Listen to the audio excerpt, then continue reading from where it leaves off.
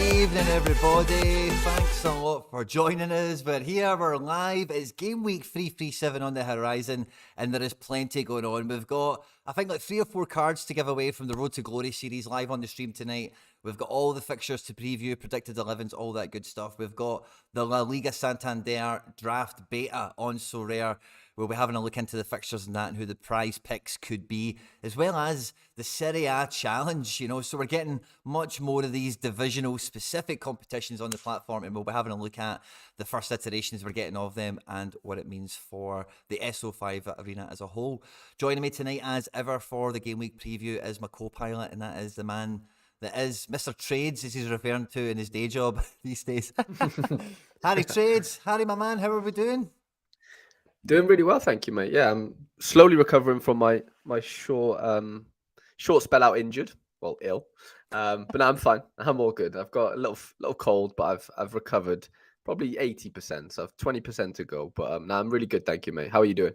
I'm doing great, mate, and it's good to see you back on your feet. And like after the stream last week, we were sitting here just shooting the shit as we normally do, and you made you went through a wee bit of retail therapy, let's say, and you went out, you took the plunge, and you picked yourself up. I don't know if you've really spoke about this anywhere or whatever, but I'm really excited to hear a week on, and obviously for you to share with everyone who caught the stream last week as well. You've been out there, Mr. U23, and picked up your very first unique. Harry Trades, congratulations, my man. And it is the man Sebastian Gonzalez. Yeah, it was literally as soon as we finished streaming, wasn't it? It was kind of ironic timing wise, but yeah, mate, I've been in the shop window to try and get myself a nice little summer unique to bolster my summer options. I had a pretty successful summer last season, I would say. I managed to win under 23 Super Rare once, came third once as well. So there was 2 podiums basically, which was really, really exciting. Helped me, like massively with my gallery and stuff. One of those wins was an Alan Varela, which you can hopefully see on the screen now, guys. I'm not sure if my screen is up or not, but yeah, regardless, I won an Alan Varela Super Rare. And to go with that, I did buy, like you referred to, a Sebastian Gonzalez unique card, which, I can't say I was planning on buying him specifically. I was definitely in the market for a unique, and Sorare had been auctioning uniques left, right, and center.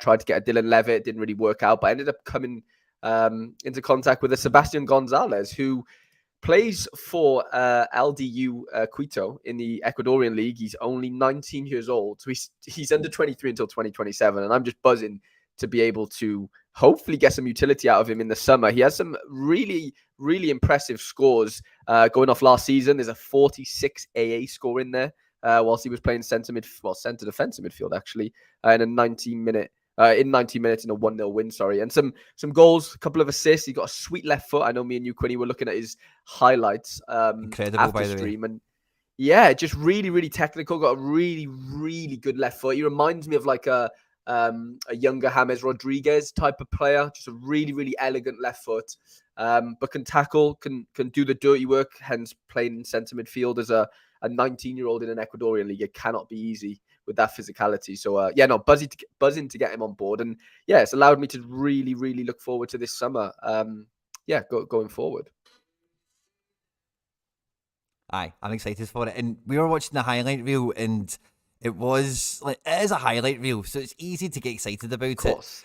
But the technique the kid was showing, some of the blasts from range, and how much of a driving force in the team he seemed to be, it looks like a real prospect. Yeah, and just judging off the amount of whales that were messaging me on Discord immediately after I won the auction. So I think I paid 2 ETH on the dot for him. It was this time last week, Thursday. And the amount I've had probably 4 or 5 messages from various whales that have never sort of reached out previously. There's no reason for them to do so. But they were just first of all, congratulating me on the sort of the auction win, but secondly, it was like, okay, will you sell him? And I was a bit like, well, I've just bought him. I mean, I don't really fancy selling him right now.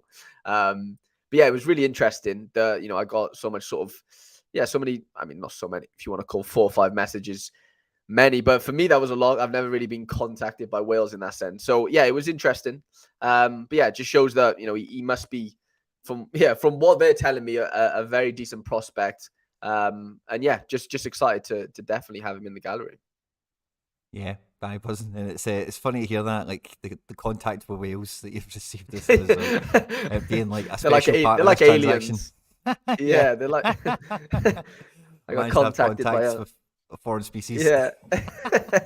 Absolutely love Foreign it. species. But it's a beautiful looking card as well. And one thing, I can't remember if it was me and you chatting one night or somebody else, but there is like two versions of the uniques for this year. And that's a pretty slick one with that kind of highlighted border around the picture. And it's a nice card as well. And, you know, I've seen guys like this time and time again transfer into the MLS on like a DP contract and stuff like that, you know.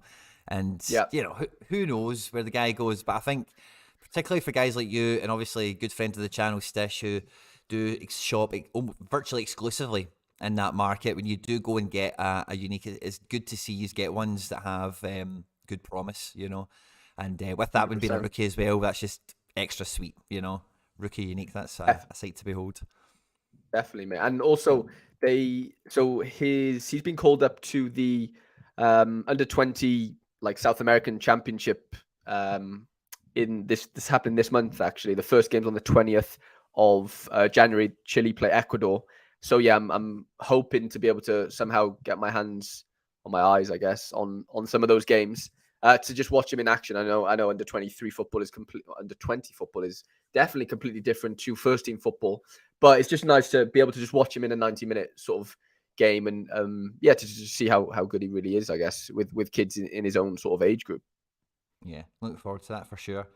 And yeah, it's just basically all a go, isn't it? Otherwise, Yeah, sorry, I'm just 100%. putting the last of this No, you're stuff fine. out, Harry Boy. Thanks. George, bearing with us.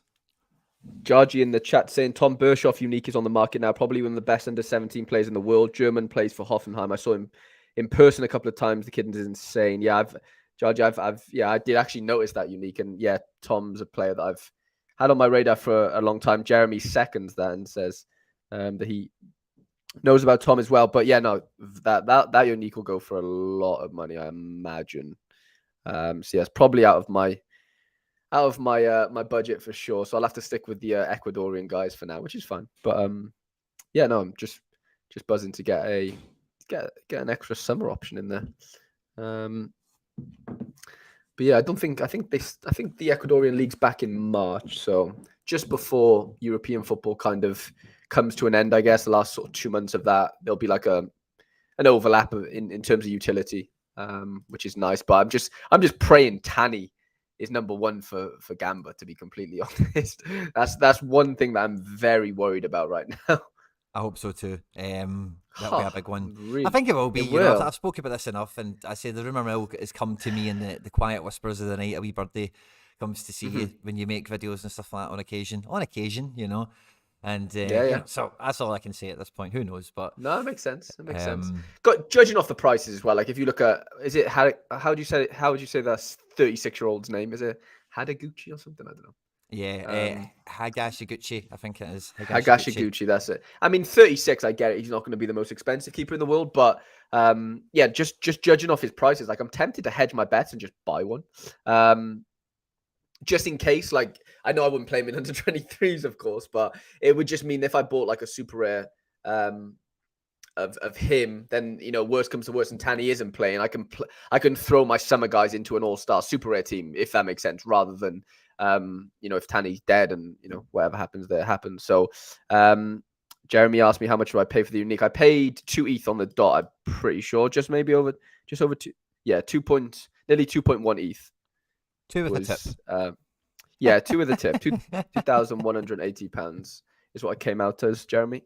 But it's a great note, Harry, for us to come on to, because we do need to drop in some fist bumps into the live chat. We've got a bunch of familiar names and faces in with his live. Just before I come in and do fist bumps, we've got 2 cards to give away I think we've got like 3 cards to give away from like the Road to Glory thing. One of them is a leftover prize from last week that is unclaimed. It's been sitting for a week. The guy's not got back to me, nothing. So yeah, I'm going to check it before the end of the stream tonight, and I'll give that away to somebody here tonight. Okay, but there's other cards for the Road to Glory interactions that will be given away. But live and loud with us tonight, we've got from the Sorare scouts and managers from around the world, Olympic manager, fist bump, good to see you, my man, Adam Canyon, Jeremy Graham, as you mentioned there, Sam D, Jonathan Gargi, Red or Dead, Jack Berry, Dion Sawyers, good to see you, Evan Crightley, Ugo's in the house. There we've got Charlie Dunbar. Channy Sports, my man, good to see you. He needed it live today for a confusing game week. Let's have a look at it with Channy for sure.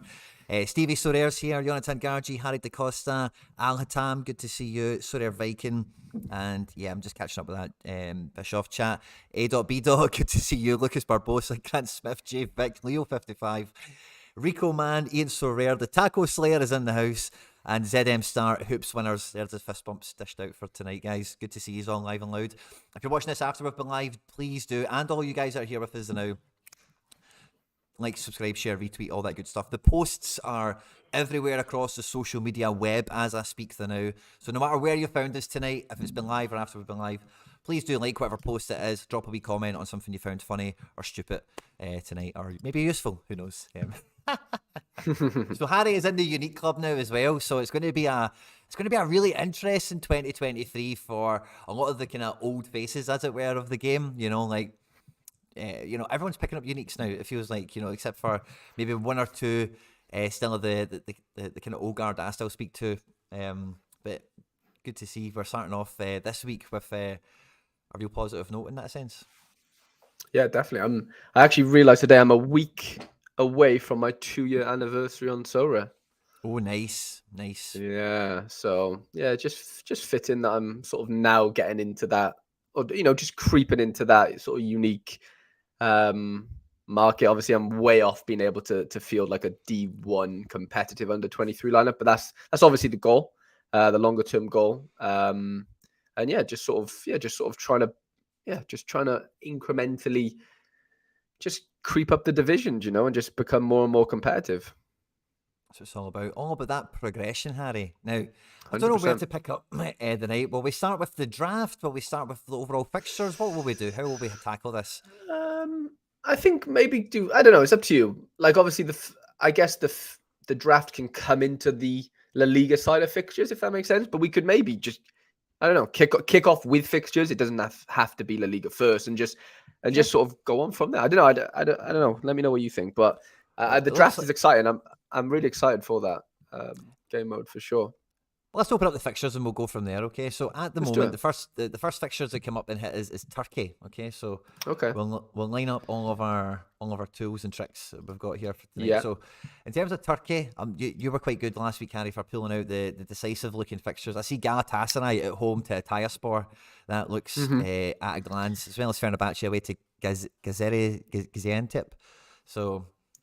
Yeah, you're right. That is, you spot on there. Galatasaray is ranked 5th best fixture, technically on paper, in terms of win percentage probability for this upcoming game week. So yeah, Galatasaray forwards, players, I guess clean sheets and everything. I'm sure that could be a big one. And then you're right. Did we get to Fenerbahce? Yeah, Fenerbahce are like 15th on the list, so they've got a 58% win probability, which is pretty good. Away from home as well. Yeah. Big players in both those teams, by the way. I was looking at Icardi up front for Galatasaray, and then like some of these guys in this Fenerbahce team can be big scorers as well. So it's definitely one to look at right off the cuff. Mertens as well. Mertens could be a nice little shout. Sergio Oliveira. They've got some has-beens, haven't they, Galatasaray? Yeah, they spend big wages for sure. They've always been remember that generation they had when it was like Schneider, Drogba. Yeah, Jesus. And they had somebody else. There was at least 3 of them, but it was Schneider, Drogba, and somebody else. Maybe a defender or something. Anyone in the chat that knows, drop it in. Who was the other Galatasaray has been at that time? Legends, yeah. And then I think like the following season or two, Celtic had Fenerbahce in the Europa League one year, and Fenerbahce had Nani and Van Persie. Wow. Okay. I don't remember that. It couldn't have been for that long. That is, yeah. And that was quite a good game. I was on like the halfway line at Celtic Park, but like facing the tunnel and maybe about 5 or 6 rows back. And there's a funny picture. I must have it somewhere. I went to the Fenerbahce game wearing a Panathinaikos shirt, which is like green and white with the clover on it as well. Yeah. Like somebody was taking a throw in, me and my pals were on camera. And there was my profile picture years ago for a while, but in that game, that's really funny. I was giving it tight to Nani the whole game, man, and Van Persie. When they were over our side, I was just pure booing them and shouting abuse at them and all. That was so much fun. They were That's definitely, it was class. Europa League as well, so they were not given a toss for the most part, Yeah, yeah, That's really good funny. fun. Really funny. Yeah. What have we got next? I mean, it's French League 2. I guess. I mean, there's never too much to go over there. I think There's just random big scorers all over that division, isn't there? There is, yeah. They obviously played midweek, so there could be a lot of rotation. Maybe not a lot, but some rotation. So definitely keep an eye out on that, guys. I'm just looking down Then we my come to Serie A. matchups list. So Serie Yeah, A is probably Le Havre is the probably the juicy only good one. fixture in that French League 2 Le on Havre. paper, anyway. Yeah, they play at home to Nimes, Nîmes. Nîmes, Nimes. And then we've got Bordeaux Amiens is probably a bit of a tough game. Nice. I'm only putting that out because I picked a certain Bordeaux striker in my looking up with Laird episode today. So Well, Amiens have got some big players. Formos Mendy, Mamadou Fafana. yeah, The one in they defence, have that got some is. Papi Cisse up front. Gail Papi Kakuta up Cisse front. plays. Wow, now Remember that is a Kakuta? blast. Yeah, from Fulham and Chelsea. What a player. Yeah. Big Gail. Yeah. Great player. And then for Bordeaux, Josh Maya, obviously the man in question there.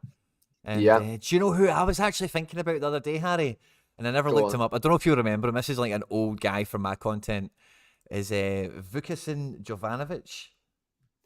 Vukasin. He was like No, the first guy. doesn't He was like Vukasin Jovanovic. He's in Cyprus. He played for Bordeaux, and he was like the first guy. He was like 10 pence. He was like the first guy I ever got 100x of. If you know what I mean. wow. 100x. Aye. So I seen Bordeaux on it the other day, and I was like, oh, I wonder if Jovanovic still plays, but he doesn't. Still alive. He's That's funny, gone to actually. Cyprus. Yeah, just popped into my head. Saint Etienne finally won a game on the weekend. So, Yeah, not so Stish was telling me. midweek. Yeah, that's an interesting one. They're away You make this Le week. Havre So. was the other one, eh? So Le Havre, Yeah. do I know any of their players? None of them jump out at me from recommendations and stuff, but they all look to have big averages for sure. The next kind of major league after France, Harry, it brings us on to Serie A, which kind of takes us into that Serie A challenge as well. So I kind of missed the Serie A challenge kind of like postings as it was. I seen it I seen people talking about it in the aftermath of it and whatever. But it's down here at the bottom of the SO5 arena. There's 50 rares open for the Rare Pro edition, and for the Challenger or the Limited edition, it's 150 limiteds. In this, the Star Limiteds go back to 15. The Tier 1 Limiteds are for 30 spots, pretty good. 45 spots for Tier 2 Limiteds. And the details of that is it's limited cards only, no captains, Serie A cards only. And it's all Serie A that gets paid out in those tiers. And in this prize pool, there was meant to be stuff I thought with tickets and that, but they don't seem to be detailed. But Yeah, in I this did. one, you I can use saw all that scarcities. mentioned. Okay. I mean, the thing is, it depends, isn't it? Like, it depends what personnel it depends what 5 you've got. Because if it's a really strong 5, are you going to bother putting it in the Serie A challenge? You probably just go put it in Champ Europe, really. I imagine, anyway. Like, I'm not a big Serie A guy, so I'm not, like, I don't care too much. But, like, for example, Inter have a really good fixture. Are you really going to put, like, your Inter stack in that Serie A challenge? Really? I don't know. Maybe Well, it's there's 5 stars on it, man. And there's only 200 odd entrants, 50 cards total payout. Yeah. 1 to Yeah, 4. I mean, thinking more in limited, 15 stars, and then if you go limited, you're looking at 20 stars. Yeah, but then you've got the ETH payout as well of podium if you do bang. You know what I'm saying? Like, if your interstack bangs, you're going to want to get a nice little pay. You know what I'm saying? I'm not saying there's going to be only one interstack in the whole of the limited divisions, but yeah, I don't know. It's interesting. Like all that sort of trying to work out, what's where and where the strongest cards are going to be in that sense is hard because you don't know. You really don't know, which is the beauty of playing against other players, I guess. Totally.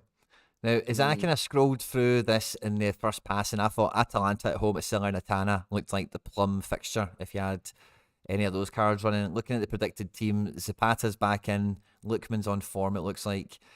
King Coop is in, Hateboer, he's an OG. So yeah, good looking kind of Atalanta team, and the odds I think they back that up. Yes, Salernitana are 7-1 on, basically to win that. So huge odds against. XG is huge in favour of Atalanta, as well as expected clean sheet actually as well. Yeah, they got a 45% clean sheet probability according to Sorare data. They're like about 12th on my list. Inter have the best fixture. They have the third best fixture in the whole of this game week, apparently, at home to Hellas Ooh, Verona. yeah, Yeah, so a I can see that. 74% win percentage, 49% clean sheet percentage, and a 49% 3 goals scored percentage, which is obviously big if you have Inter attackers and Or midfielders, I Federico guess. DeMarco, like I've been telling people for the last 2 years. So DeMarco yeah, season. It's been DeMarco season forever. I love DeMarco, and he's playing against his ex club. Remember, so Yes. I always have a weird little inkling of players always seem to do well against their ex club, i.e., score goals, i.e., get assists. So it would not surprise me if DeMarco ended up on 100 this game if he Yeah. plays. um, Good to see so my yeah, boy that's an Ivan interesting Illich one. is back in the team. Maybe he could get me some points. Who knows? But yeah, I think Maybe. I can see Inter at home. Verona are clueless, man. Since Yeah, losing Tudor, and they lost Caprari and a few other bodies. But yeah, good fixture for Inter. I was going to say the Milan fixture away to Lecce. Yeah, Lecce. Yeah, they're like 20th on my list. nice. 59% win probability. I can't see how they don't score a couple goals. Milan just seem to breathe goals right now, which is a good thing if you have Rafael Leao and co. So yeah, they're probably the best 3 fixtures, I would say. Torino at home to Spezia apparently is a decent enough fixture. Nice. Let's have a look at that. Oh, that's good. Yeah, I've have a got little some look. really good commons, I think, for this game week for the Road to Glory team. So that's Nice. quite good. Yeah. Maybe not. Is Vlasic going to play? Yeah, Vlasic will play. That's good. Baranchik. Aye, decent. Torino. Pershers running the defence. I've seen there's a lot of interest in him actually from like Inter and stuff. I've seen a few bigger Italian clubs are sniffing around him. This Vavoida as well. He's got cards from when he was in Belgium. I've got his common. Mm-hmm. And I think he's a Kosovo international. I know some people love those obscure international cards, but Mergim Vavoida is one of them. I think But yeah, Chelsea are losing already by the look of the chat. oh Sorry really? to go off on a tangent. Yeah, they're 1-0 Potter down out. to Fulham. and guess who scores? I just mentioned ex club, Willian. Oh, of Of course. course, Who, it's Willian. of course, Who it's else would it Willian. be? Who exactly, Harry? Who else would it be? Like those things happen far too often, and I'm never betting on them, but I should be. Yeah, so it's a lot of the time you bet on it. It's never going to come in. Oh You yeah, know. it's bound to not come in. Of course not. Yeah, someone's asking what website we're checking the predicted lineups from. That's from Play Sharper. João Felix looking super dangerous for Chelsea against Fulham. I think that must have been before the goal. Fist bumps to all the latecomers as well. Good to see you all. Is the draft in La Liga Beta something y'all look forward to long term? Would you put a lot of time and focus into it or just continue to grind SO5? I think if you're like, it's free to play the beta, so like I definitely see no harm at all in putting all effort into it you possibly can. Me and Stish went into it in a good bit of detail on the End Product podcast. That goes live at like midnight on the audio, and the video will go out lunchtime tomorrow. So you can catch that when it goes out if you want. But I think it's definitely worth having if you've got the ability, I think, to chase these competitions, I think you definitely do. Probably the blockbuster fixture in Serie A, Harry, is Napoli Yeah, at home to Juventus. Now it is. Napoli It's need to big. get the Scudetto this year, and this is a 6-pointer for them. Like morale-wise as well as on the table. I know Napoli are formidable of scoring goals, but Juve's defense is absolutely incredible right now. Defensive record, shall I say? I know they're away from home to Napoli. We know Napoli score goals historically this season. I'd be surprised. Like I think this could be a really dull game, if that makes sense. I just don't see. I don't see how Napoli score many goals against this Juve defense. Yeah, fair. And They're I watched a wee incredible bit right of now. Napoli at the weekend, and they weren't they didn't grab my attention. It was a pretty poor match. Sampdoria got a man sent off, and it was a pretty poor game of football, to be honest with you. And I don't think Zielinski played. And I know that as soon as they went, it was like 2-0 or 1-0, I can't remember. But as soon as they went to 10 men, everyone knew it was game over. So there's a wee bit of that going on as well. You can't really take that as a proper demonstration from them, I don't think. No. But yeah, I definitely don't look at this as being A foregone conclusion for any side, really. Definitely. Definitely. But yeah, other than that, I'm not seeing too much else in the. I mean, Roma Fiorentina will probably be a decent game for Roma cards. Not on paper, I guess, according to what the data shows us. But I'm sure Roma might score a couple there. Maybe Lorenzo Pellegrini will probably have something to do with it, I imagine. Yeah, There's certain things that you can kind of foresee happening. They're not like stupidly out of the realm. of course. But yeah, other than that, I think we could probably move on swiftly from Serie A into Belgium. Okay, what's going on in Belgium? So, I mean, judging off the Sorare data matchups lineup, Genk have the second best matchup in the whole of this game week. Oofed at home to Zult Waregem.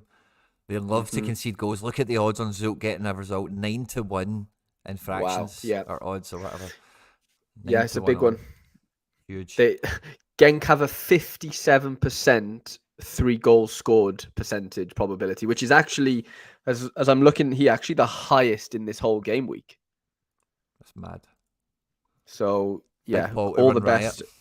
Mikey Trezor. Big Paul, yeah, a couple of assists there. You imagine, hopefully, a clean sheet for my Carlos Cuesta. Just trying to think. Well, Well, Genk Zult lost do last have week, didn't Christian they? Bruls and Ruud Vormer now installed into their team, True. And there's a lot of hype around those two new signers coming into that team. Like they could maybe become like a wee military all of a sudden. It wouldn't surprise me. Genk are the type of team to. So they lost. Okay, so they beat Club Brugge on the weekend, which is a good result to be fair, and then they lost to Antwerp 3-0 last night or the night before at home as well. That was in the cup. And they put out a good lineup. Van der Voort, Cuesta, McKenzie. Everyone played. Paul, Trezor, Peinsil, Hirovsky, Heynen, Daniel Munoz. Everyone played. Just a really bad result, obviously. So you'd like to think they're going to bounce back quite heavily against a team that's 17th in the league with 16 points. Yeah. But football's Second a weird game, Quinny, as we know. Yeah, for sure, man. That Football does is a look like a weird huge game at fixture. times. And again, It there's a lot of does, people that yeah. do have a lot of these Genk stacks because they're such an old team on Sorare. There's a lot of well-built, foundations of those clubs already. With even Yeah. with transferred cards, that have came into them. 100%. And then what's that? Seventh on my list is Ghent, who are Oh, also at really? home. Yeah. Wow. Interesting. Yeah. Ghent are at home. Oh, They have Torre a Riga. 71% win percentage, 48% clean sheet percentage probability, and a 44 for 3 goals scored or more. So, that's basically it's one of the best, top 10 fixtures this game week apparently. Wow. Which I didn't really see coming at all, but we'll trust the data. Yeah, for sure, man. Fair We, enough. we will trust the data. Other than that, I was I'm hoping not Standard seeing. Liège was going to come up since they're playing Sarang, who are bottom. So I've got a Standard Liège card this game week. So I'm having a look. Yeah, they're on there. They're well, put it this way: they're below Aston Villa, who are at home to Leeds, if that makes sense. So, cool. yeah, it's not terrible, but I don't think it's like an outstanding fixture. Just above that, though, is Mekeland's fixture against Oostend. So they're at home. Yeah, so apparently on paper they have a better fixture than Man City do away to Man United, which I can understand. But some yeah, OGs in this team as well. Rob Schuss, Nicholas there Storm. is. Even David Bates is in this team with Gaetan Cook. So that's an OG team for sure with a good fixture. So funny story. I bought a rare Gaetan Cook last week in preparation for the stream. Well, just after the stream we did together, I sold my Ivan Pandor. I bought him for like 0.7, sold him for 1.1. Nice. Went and bought a Gaetan Cook rare to replace him with I have a super rare Gaetan Cook as well, and he was ill.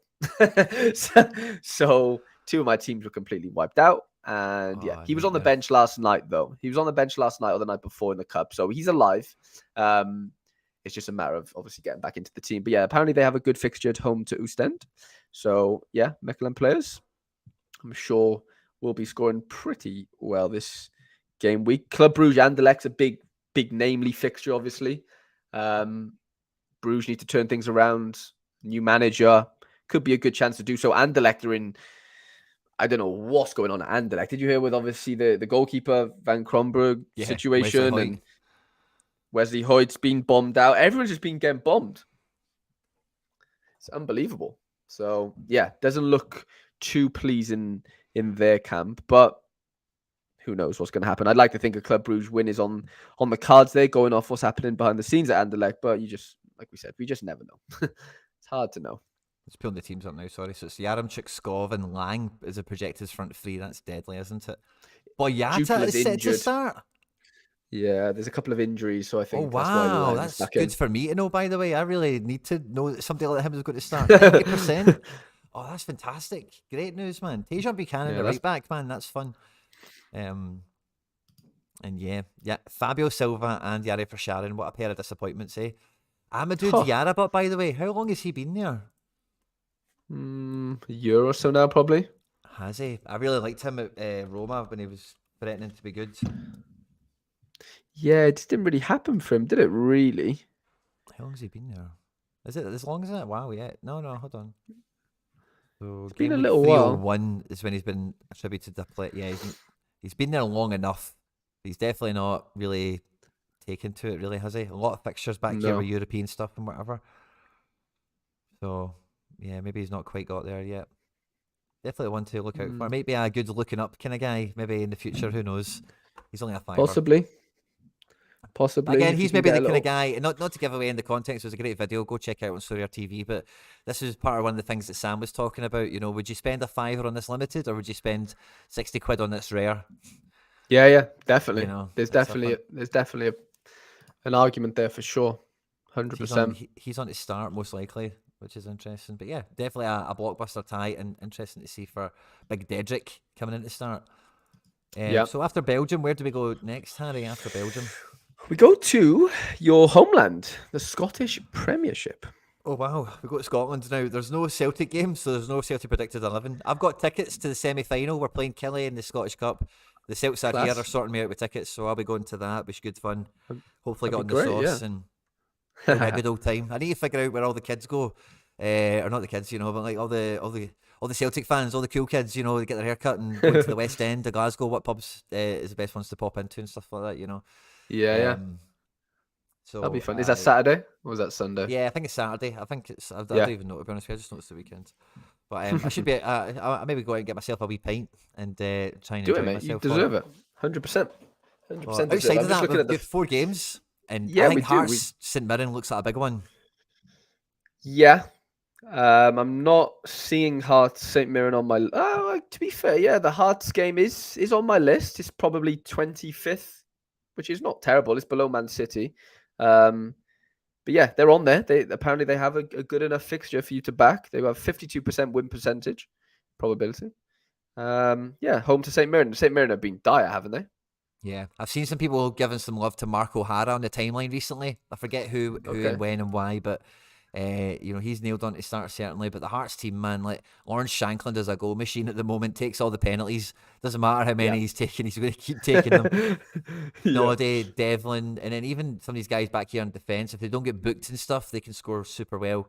Giannelli and Mackay starting to really come onto a game. So yeah, like good game for Hearts, I think, at home for sure. The other games, Hibs Dundee game. Hibs Dundee. It's tough, that, isn't it, for Dundee away? Dundee's just a hard one, man. Like, there's no predicted lineup here, and I think there's probably a decent reason for that. It's because God knows what team they're going to put out, because that manager they've got in there now, he doesn't seem to have a bloody clue. Like, I played my Mulgrew in the Rangers game thinking, like, the track record of when people have played when, that kind of fit the pattern. You know, at home, probably going to face set pieces or whatever. And he didn't. He might have come off the bench. I think he did in the end come off the bench for like 2 minutes or something. I don't think he. Or maybe he didn't. But I can't make heads or tails of what the guy's trying to do. And obviously, I'm trying to work out the striker situation as well. You know, because I've got a super rare Tony Watcard. So I think Tony's trying to work out the striker situation himself. Yeah, Tony's definitely trying to work out the situation. He definitely just wants to play football like now. Like he would just want 100%. to start and keep playing. You know, definitely. But yeah, so Dundee United, who knows, man? Difficult game for them away to Hibs because they've had some good games. Natalie Johnson gets it tight off the media up here. I don't know if anyone ever listens to Lee Johnson, but he's one of these guys that says, clippable stuff after matches, and it gets used against him time and time again. And anyway, he's been talking about transfer policy, all sorts of stuff. Anyway, McGeady's back in form. he's back fit and actually playing. Nesbitt's on a bit of Nice. form. This guy, Joe Newell, looks like a player as well. I think he's like 25, but he probably doesn't do much for too many people out there.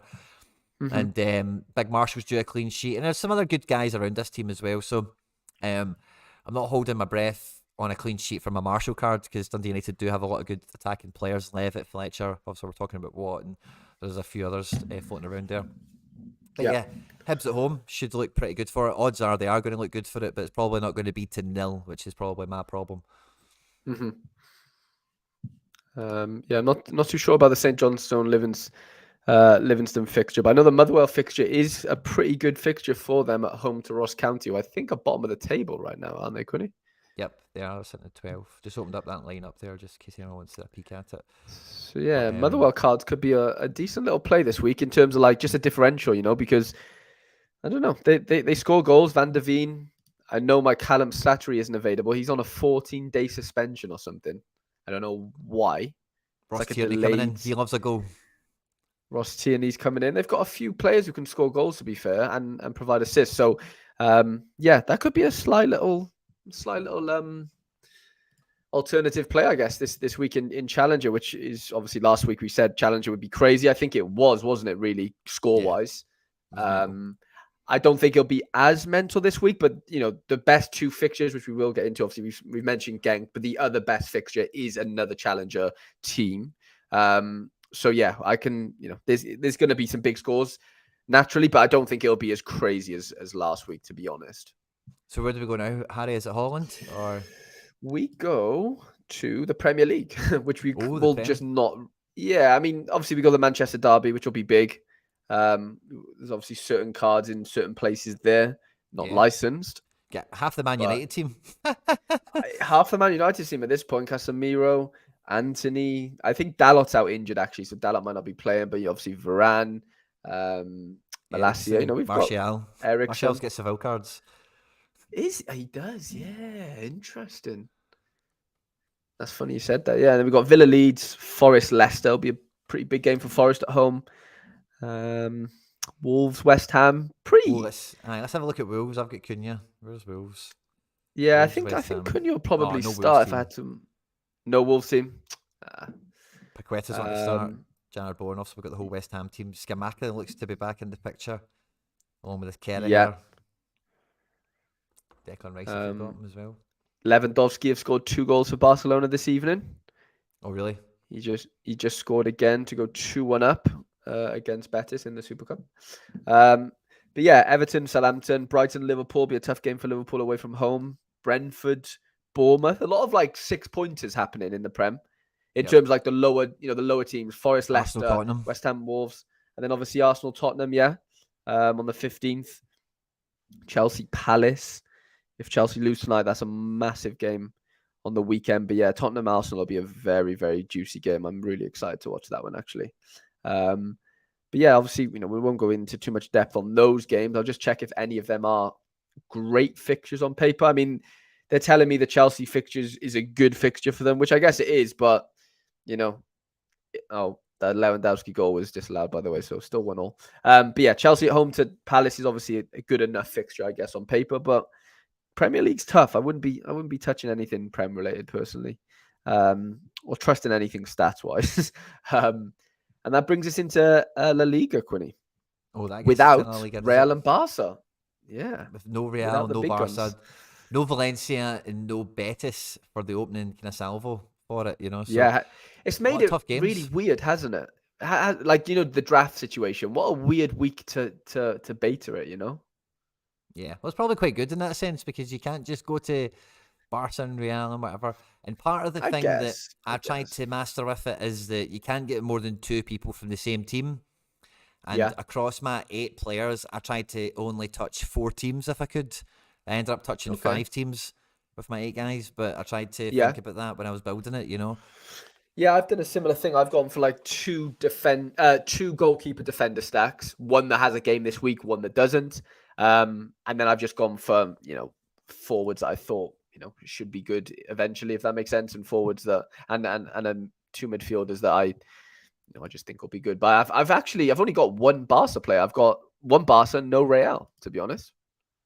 Doesn't surprise me. Just Fatty. Yes, I suppose once you spend all your money on Fatty, you can't afford anything else. I have to back it. No, I've gone for Dembele. I think probably the Dembele's my standout fixture for the neutral in this to watch is going to be Sociedad and Bilbao. This is a derby match of sorts, not of sorts to them it is. And again, there's some good scoring players in this team. I know a lot of people, when I've watched videos and spoke to people and whatever, a lot of people are like, oh, this is a tough game, maybe stay away from it. But if you can avoid bookings, I think this could be a great game for some players if you could pick out who you think that might be. I'm quite biased, so you can probably work out who I think is going to be a good player in this game. I'm looking at Bryce, David Silva, Take, and Sorloth. I think the four of them could be powerhouses in this game week because Bilbao are decent, but they're not invincible. I think Sanchez is going to be brilliant, or he could be brilliant in this game. Williams is doing, both the Williamses could combine very well. And Simon, the goalkeeper, is very capable of getting big scores. So, really good game. You could pick some good players out of here that other people won't pick. That, if you know the game well enough, or if you think you found a player that fits the profile well enough, you could get a huge score where other people aren't looking for them. True. Very true. Marino's been an absolute beast this season as well. Yeah, He's had probably 9 junkie, assists or isn't he? something. Yeah. He's had some good DAs as well. But in terms of my list, I mean, there's not many La Liga teams at all. If I'm being honest, I think the only decent enough fixture is actually the Atletico fixture away to Almira. So yeah, I mean, does anyone trust Atletico Madrid on Sorare? Probably not. I'm going to start now because a big problem that Atletico Madrid have had over the last 2 years or whatever is not settling, number one, with a defence and playing people out of position. Now, I noticed this a couple of days ago when I was looking, when this draft thing got unveiled, right? But if Reguilon is coming in at left back and Molina is playing right back, and, Hermoso's probably going to leave, Savic will come back in. When I can't remember the deal with Savic, if he's suspended or something, but the defence is finally relatively settled. Left backs are playing left back, right backs are playing right back. Llorente's into midfield. DePaul's coming back from winning the World Cup. Griezmann's evergreen again.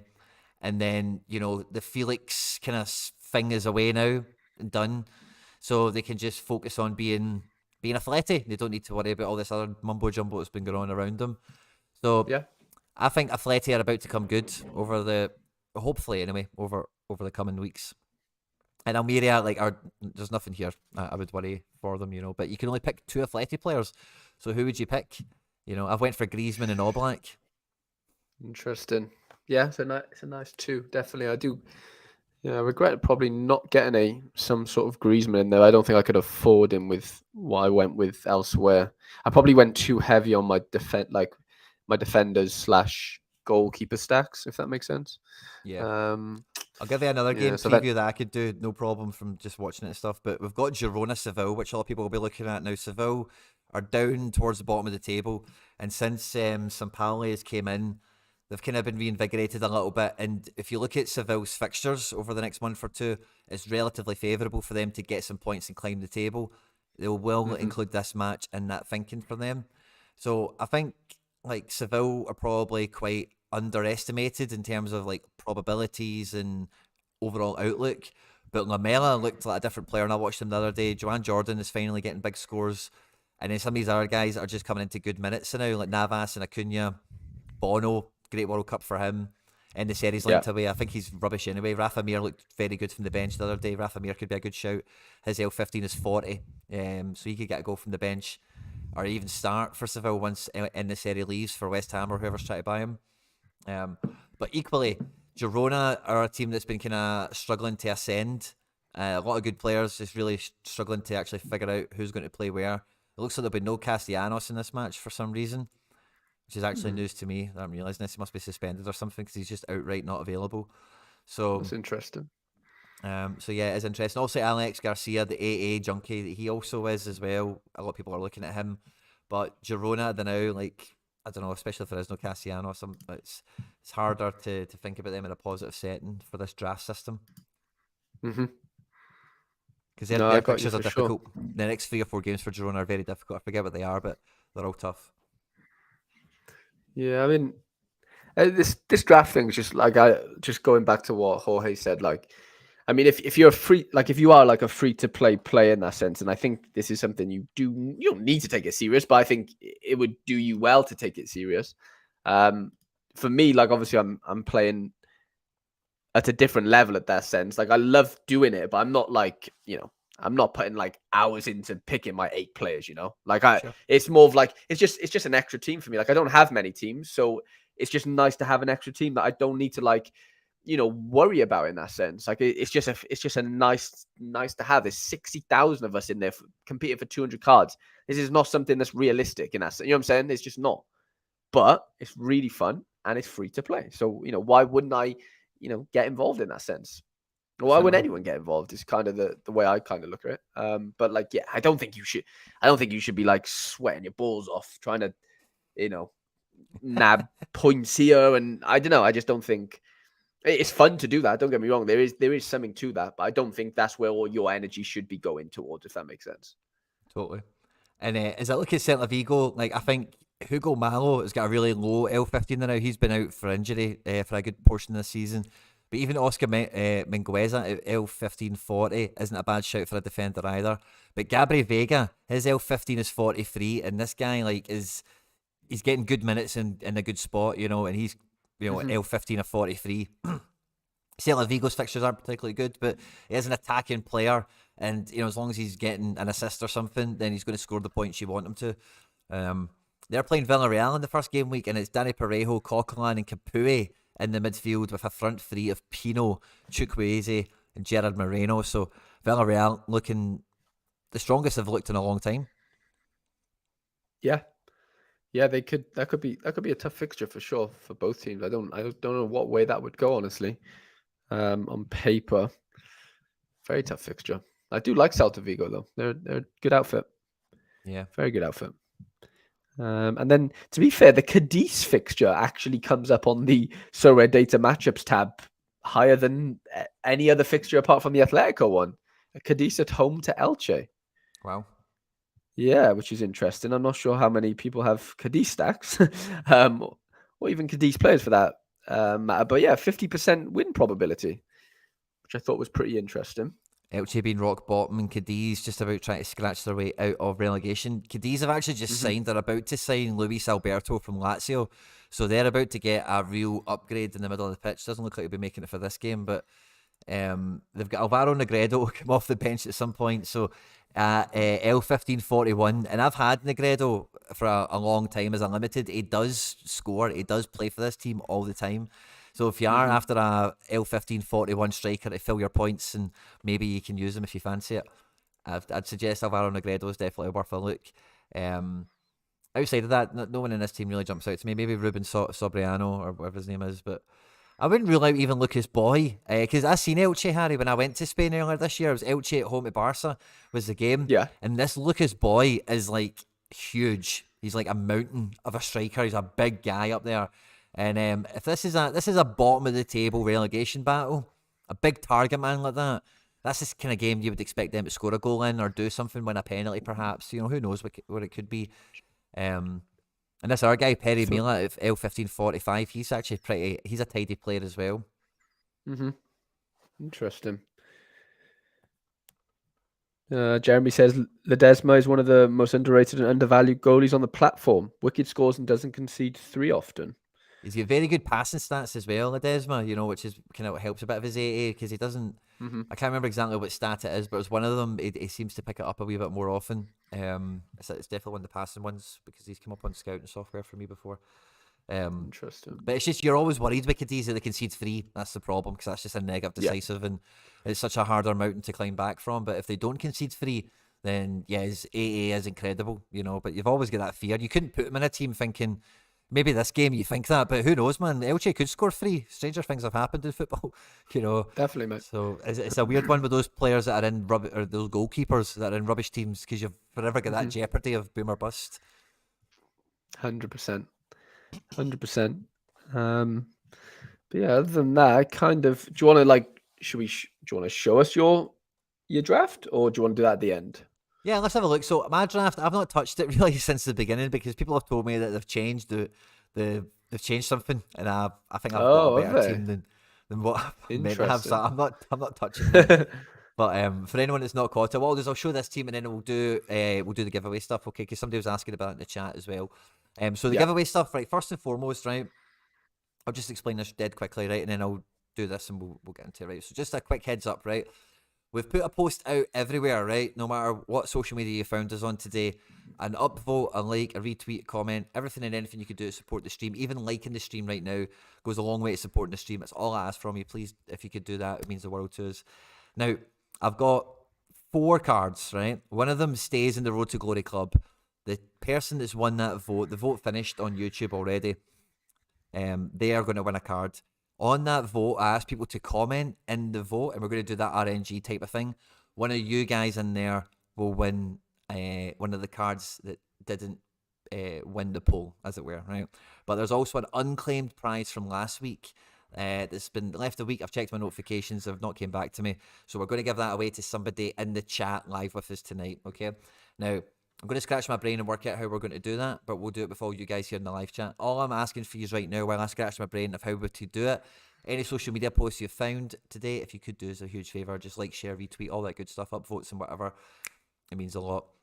Any comments you're dropping? Party hat emojis with the wee party thing. That's one of my favourites, as well as fist bumps, the little cheers ones, all the favourite ones. We want to see that good stuff. We can't get you on Reddit. I did another Reddit post. That's a pain in the ass, man. Like, and I changed it as well to be like an actual post. So I like typed stuff into it and whatever. Oh, fucking hate Reddit. Anyway, if you can't do Reddit, that's fine. But I did a little clip for Instagram. You might have heard that come through the microphone. I did a little clip thing for TikTok as well. So again, like, if you're around any of these places, then please feel free to interact with all the posts. And thanks for the guys that are trying on Reddit, by the way. I do appreciate the effort. All the same, it means the world to me. So we've got those cards to give away, and I'm going to, so I'm going to show you my draft team. Harry, you can show us your draft team as well. Okay? Yeah. But my draft team that I'm going with, the actual 5 that I'm playing, is I'm going to have All Black in goals, Jesus Navas in defence, Bryce Mendes in midfield, and then I'm going double striker with Borja Mayoral and Antoine Griezmann as captain. So Nice. Some big names there. Yeah, it's a good team right now. I filled it out with Bono as my second goalkeeper. Yeah. My second defender was Hugo Guillamon for Valencia. He's L15, 40 points, playing CDM, and Valencia's fixtures aren't terrible. And the final player was David Silva, midfield for Sociedad. Interesting. Yeah, I like the contingency of 8 players there. Really, really nice. Very nice. Oh, and your team's on screen now, Harry. Nice. Is mine on?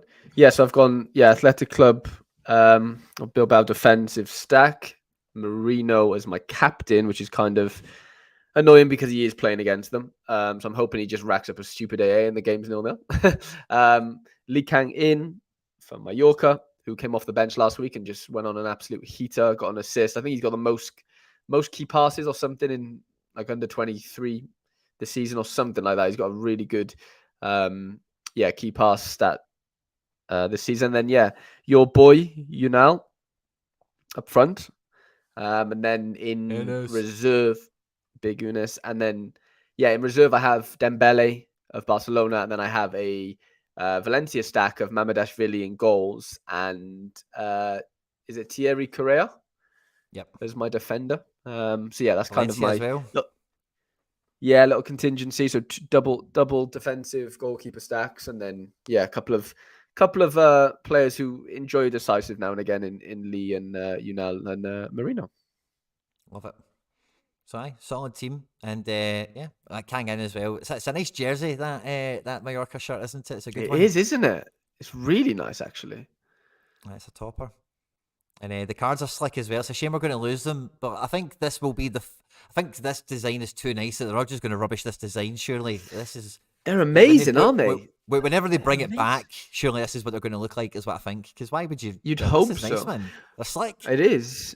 Yeah, look at the little badge thing in the corner as well. Next to the little football, there's like a star.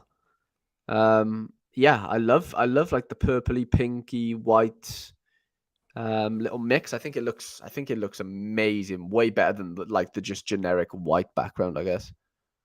Yeah, totally, man. So very nice looking cards for sure, Harry boy. Yeah, and then that sort of concludes La Liga. Do you want to do the giveaway right now? Yeah, so I was just going to check, right, so Yeah. where are we at then now on the channel? We are at 33 likes. There's about 70 odd VCRs. Guys, can we get the likes up to 50? Then we'll do the giveaway stuff. Let's get the likes up to 50. Let's We've do been it. here for about an hour or so. 20. We've been through some good predicted 11 stuff. I think we Yeah, I can get just up to liked 50 it. likes. It's up to 34 right now. Oh, cheers, Harry. What a guy. So if we can get up to 50 35. likes, in the chat, drop some fist bumps. I see the emojis coming in, the party emojis, all that good stuff, of course. And then, yeah, we'll do that. So I've got the post loaded up as well. So this is the poll, right? So whenever you go into YouTube, if you ever want to check out what's happening on the channel, you just go over to this community tab, and normally there's a post about like the latest stream or the member stuff or whatever, or the Road to Glory polls. And this is the last one we had here. I asked you guys to vote on the poll, and then if you wanted to be entered into the giveaway, to leave a comment down here, and we'll give away the losing card from this poll, which is the Estrada. So someone from this is going to win the Estrada, and then someone in the live chat tonight will win the unclaimed prize from last week, which is the Okagawa. So I'll give that away to one of you guys. The person that won me, the person that nominated Kasan Werjo, I'll need to go and check out the video and see who they are. But the person that nominated that player, they're going to win Pinto. They'll win the runner-up of the episode, as it were. So congratulations if you're the person that nominated Kazan Werjo. I'll need to go and double check who that was. But you will receive Michael Pinto, who was the runner-up, and Estrada. We're going to give that away to one of the 60 comments we've got here, Harry Boy. So last time we did it RNG style, and we're going to do that again for this at the moment. So we've got between 1 and 60, and then I'm just going to scroll down as my screen shows it for whatever number it is. Now, the last couple of times it's been, I want a number in the middle somewhere for a bit of suspense, you know? And would you call it? And then we'll figure out a nice wee way to do something with the live chat and give something away to you guys. And now the Okagawa, which is probably one of the best prizes to be given away tonight, I think, to be quite honest with you. So Definitely. anyway, 3, 2, 1 on the random number. 5. Jesus Christ. It's always right at the beginning or right at the end. So yeah, the it's fifth weird, comment. isn't it? So we've got 1, 2, 3, 4, 5. The duck. Congratulations. You won Pinto. Congratulations. The duck. Congratulations, No, the not duck. Pinto. Estrada. Sorry, I need to change that. Estrada. You won Estrada. Sorry. Estrada, lovely. So some nice cards given away there. And we've got the Okugawa. So I'll show you this on the actual club itself, right? So we've got Kasan Werjo has now been integrated into the Road to Glory series. He can get played in this game week. Jose Pinto will go to the player that nominated him. And Estrada has just been given away to a random person that interacted with the YouTube poll. Now, Okugawa has not yet been claimed. This is a decisive, capable midfielder. Now, he plays D2. He's not U23, right? Whatever. Look at that L5 and tell me, Harry, that's not exciting. That is disgustingly good. That It's is very Brais nice. Mendes-esque. You know, that's what that is. Now, he does need decisives to do that. Brais doesn't, right? But huge cards getting given away. Huge cards in terms of quality and utility, you know. But this Okugawa is a good one. Trades for about a tenner or so, give or take, on form. £8.63 at the moment. And we'll figure out how will we give it away to someone in the live chat. Will we ask a question and we'll get fastest finger, fastest response? Now, whenever we ask a question, it's never good to do a number because some people, we had this before, people just threw random numbers out all over the place and it maybe wasn't a good one. So let me think of a good, so we've got La Liga on this game week. Let's think of a good kind of La Liga based question to give away the Okugawa, Harry. If you can think of one, feel free to run it by me in DMs or something. But try to think of a good one. Oh, okay. Let me see. Is it this team here? No, it's not that team. Try to think of what's a good question. A good La Liga, maybe a history question, maybe a current Sorare question. La Liga would be a fun one, I think.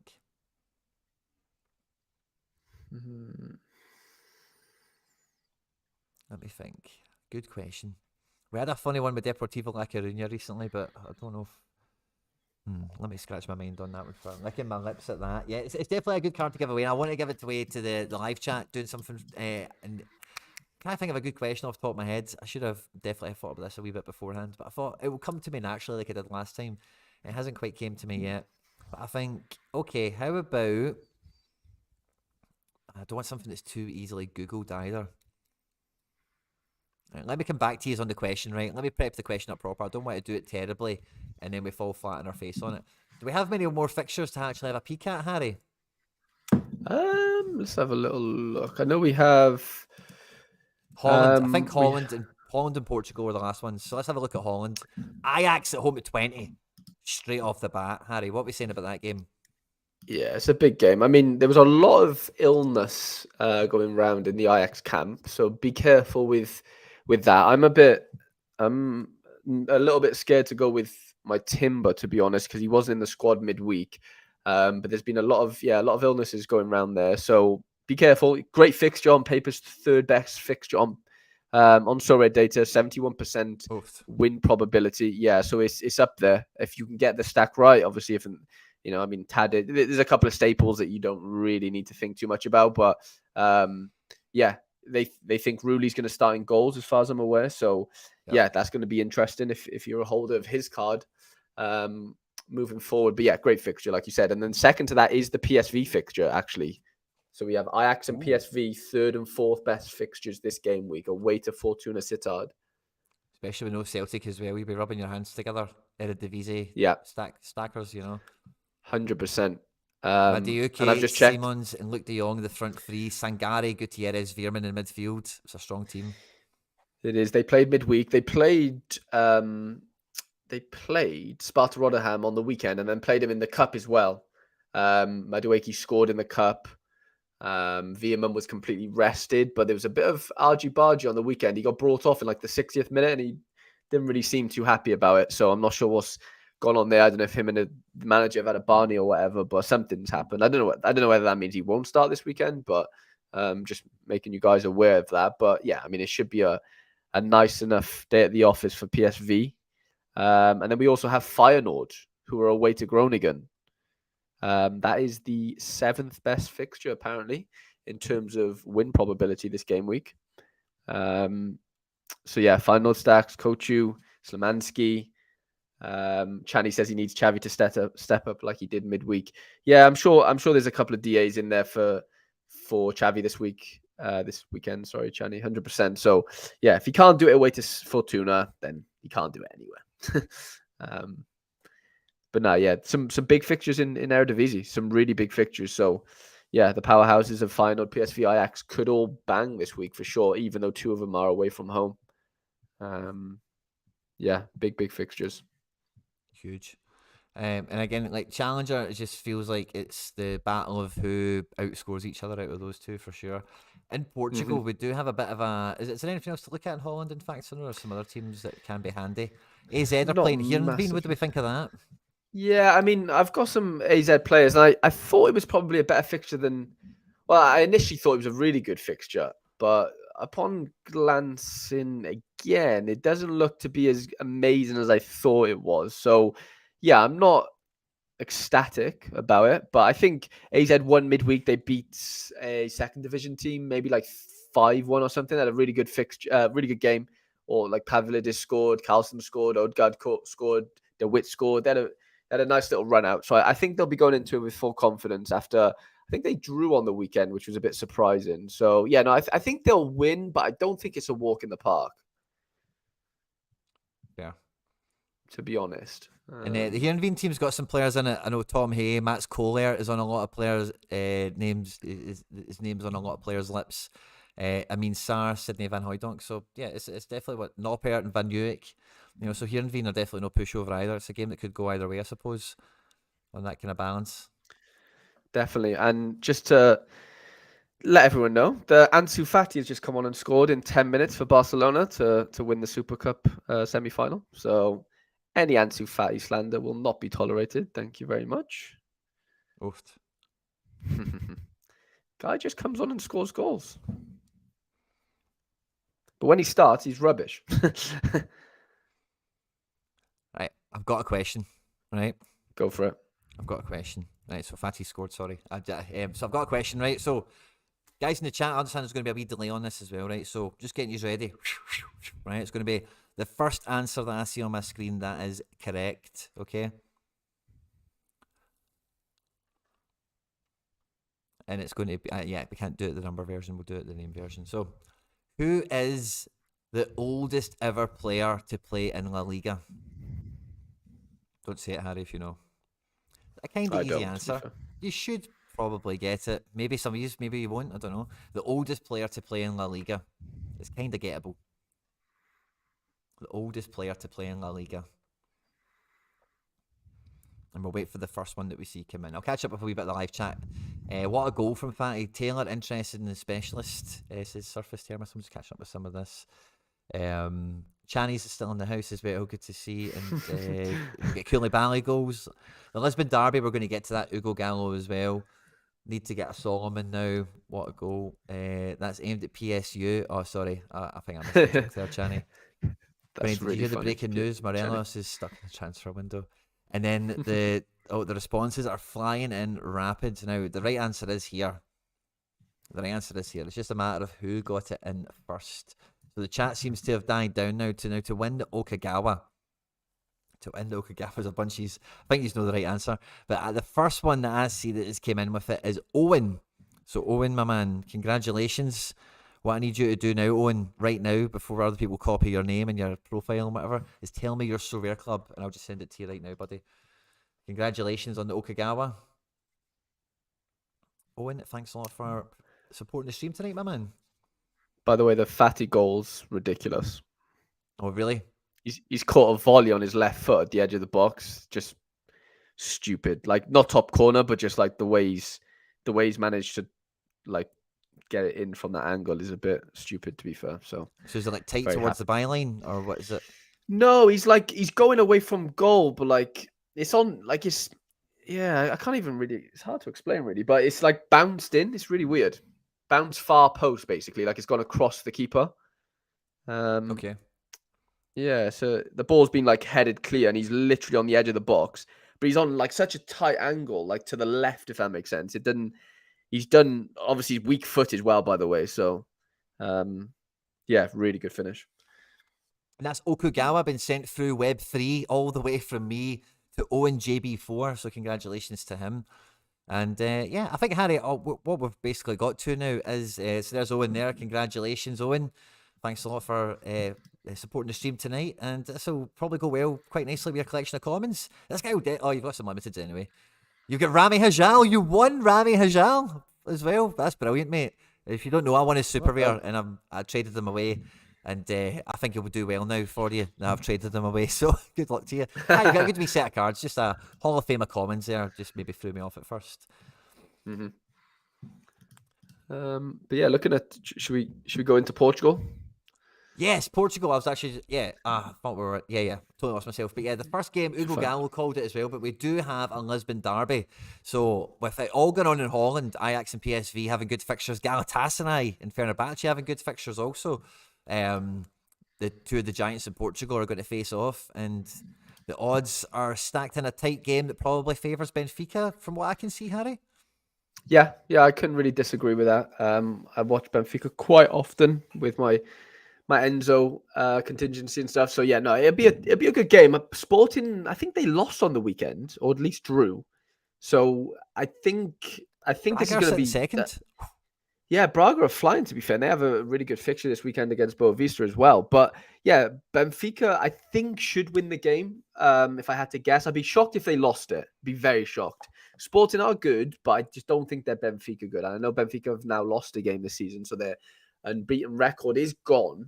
But I don't know if Sporting have enough to really trouble them like massively. So yeah, for me, it's a Benfica win. It's not a walk in the park by any means. I think it'll be tight, but I do think Benfica will dominate the game and subsequently probably win the game, if I had to guess. And we've got Enzo back in the picture now, so Benfica Enzo's domination is good for Enzo. Scored midweek. If that midweek game was scored, he would have scored basically 100 points. I think he had like an 8-point something on SofaScore. He had an absolute blinder, which was nice to see. So yeah, I think Enzo's back in the picture, which is nice for me. Less of a headache there. But yeah, you the called best it last fixture. time, Harry, by the way, when we were looking at Benfica, you said, it could be Grimaldo getting 100. And Didn't I? Didn't I say that? I had Yeah, I did Goncalo say Ramos in that. my common team win a penalty Yeah, in the game, he you know, did. and I Grimaldo, I don't think he quite got 100, but he got like 80, 88 or something mad. He ran the He show. did. He did. You're right. I think he scored the first goal. Yeah, I'm pretty sure he scored the first goal. So yeah, I know we know a little bit about football, Quinny, from time to time. Aye. Don't we? We get a few things. Thing is, if you throw shit at a wall enough, it's gonna stick eventually, isn't it? But But no, Porto are at home Grimaldo's to Famalicão, so that's a bit of a different game. Sorry exactly. to cut you off there, Harry. I thought we No, were no, up. you're Sorry. fine. I was gonna go into that myself, but Porto actually have the best fixture on paper this game week. Wow, the best Yeah, game. the best game. So we got 79% win percentage, which is a probability, sorry, which is the highest. The clean sheet percentage isn't showing on Sorare data, which I think is interesting. It's just NA. And then the 3 goals scored is at 52%. So they won midweek. They beat somebody 4-5-1. Tony Martinez scored a hat trick. My Wow. boy Jean Mario got 2 assists, which was nice to see from right back. Diego Costa didn't play, he got rested. But yeah, big game. For Militao, I'm actually quite familiar with them because I do have a Zaidu Yusuf unique card who right now isn't actually in the squad. Well, he's on the bench, but he's just not really getting a look in. So I keep up with their scores quite often. They actually won on the weekend and they won midweek. And in Nice. midweek, Zaidu Yusuf came on and got an unbelievable assist to get the winner. So I'm hoping he's back in the picture, maybe, but I'm not going to play him regardless away to Porto. But yeah, regardless of me being biased with Famalicão, Porto should steamroll them. And I'm talking like, 3-4-0, basically, is what I'd imagine. So look out for those Porto stacks for sure, because they're going to be dominating this game week, I imagine. Otavio will probably end up scoring 100 without a decisive or something with the amount of attempted assists and what have you. Sorry, Galano will probably get a few goals from left wing. Stakio might score well, the Canadian international in midfield there. So yeah, I'd be looking out for Porto stacks for sure. And then I said Braga actually have an amazing fixture at home to Boavista. They're the 4th best matchup this game week, actually. Oh wow. It's a shame we've Yeah, not got so made of their cards then, isn't I it? know it is it is disappointing, I guess, in that sense. Yeah. So I've got my kickoff limited team to pick here, Harry. This is the team that's kind of running for the road to glory at the moment. And just on that note, I've got Diego Costa as a common thanks to the World Cup, I think. So Nice. Yeah. he can go into that pretty tidy. And then Definitely. I've got a defender now, that Casa Worship. I'm just going to pick this team just because if this wins anything, this is what we're giving away next week, So we want to be winning good cards to give away, for sure. But I've got Casa Worship come in defence. So he's playing Feyenoord. We didn't really look at that game, but Feyenoord sitting on top, and I'm just hoping this guy gets a bit of an AA kind of game out of it. The only other limited I think that has minutes is going to be Kostic. So I think I'm kind of forcing to maybe playing him. We'll see what else I've got up front maybe. I've got Giroud, who's on to start. I've got Tony Watt, who's probably going to be on the bench. So I think we'd probably... Oh, Big Paul. That's a great game, isn't it? So we want to play Big Paul. And then, let's play Kostic in midfield. And we'll double up with Giroud maybe up front as well. Giroud's got a good game. Goncalo Ramos, maybe not. Lovermeyer. Borja Meyer, I don't know, he's been used. Oh, we want Vlasic. We want Vlasic because he's got a good game. Vlasic and Big Paul. That's a good team, isn't it? It is a good team. Maybe Very Captain interesting team. Kostic just on the banter. 100%. I'm just seeing here, Chelsea have another injury. Zakaria has just come off injured. Oh, really? Again? So that's 11 injuries now, apparently, as we speak. That is a huge injury for him. I'm actually tempted to delete my teams and redo them because that Boyata being available, I think, changes things a little bit for me. I'm just going to have a wee look over teams, Harry, and then we'll have a look at your teams, and then if that's kind of our kind of run through, normally. But yeah, I'm just going to have a quick look because I'm thinking, where could I plug that Boyata in? A super rare defender that I know is going to play all of a sudden. And I think that makes this team better. Felix red card, Quinny. Felix has been red way carded. for Chelsea. Yeah. He's brought that Atletico Madrid with him. Mate, what is the odds on that happening? That's incredible. Holy. That's insane. Chelsea are in a bad way right now. Jesus. I think that's the way to go then with that. Lads, in the chat, what did Felix do? Let me know. Awful tackle. Fulham Football Club have tweeted. Oh, really? Yeah. Oofed. You know it's bad then? Yeah. Yeah, that can't be good at all. Brought that Simeone with him. I know that. I was just thinking that there's a couple of other fixtures we didn't like. PSG are playing this game week, but they're away to Rennes. Stade Oh, we didn't Rennes. even get to France, did we? Will we No, go I back know. to I didn't France? realize how. It's okay. I mean, they're pretty far down. It's not. I mean, there's not a crazy amount to really go over, I guess. But I mean, we can definitely do so. Monaco at home to Ajaccio. Studs to the knees is what Al Hatem is saying. Oh, that's not good. Who That was is it brutal. on? I'm not seeing that yet. Yeah, it'd be interesting to know. And we've got Championship football as well, Quinny, which I didn't realise.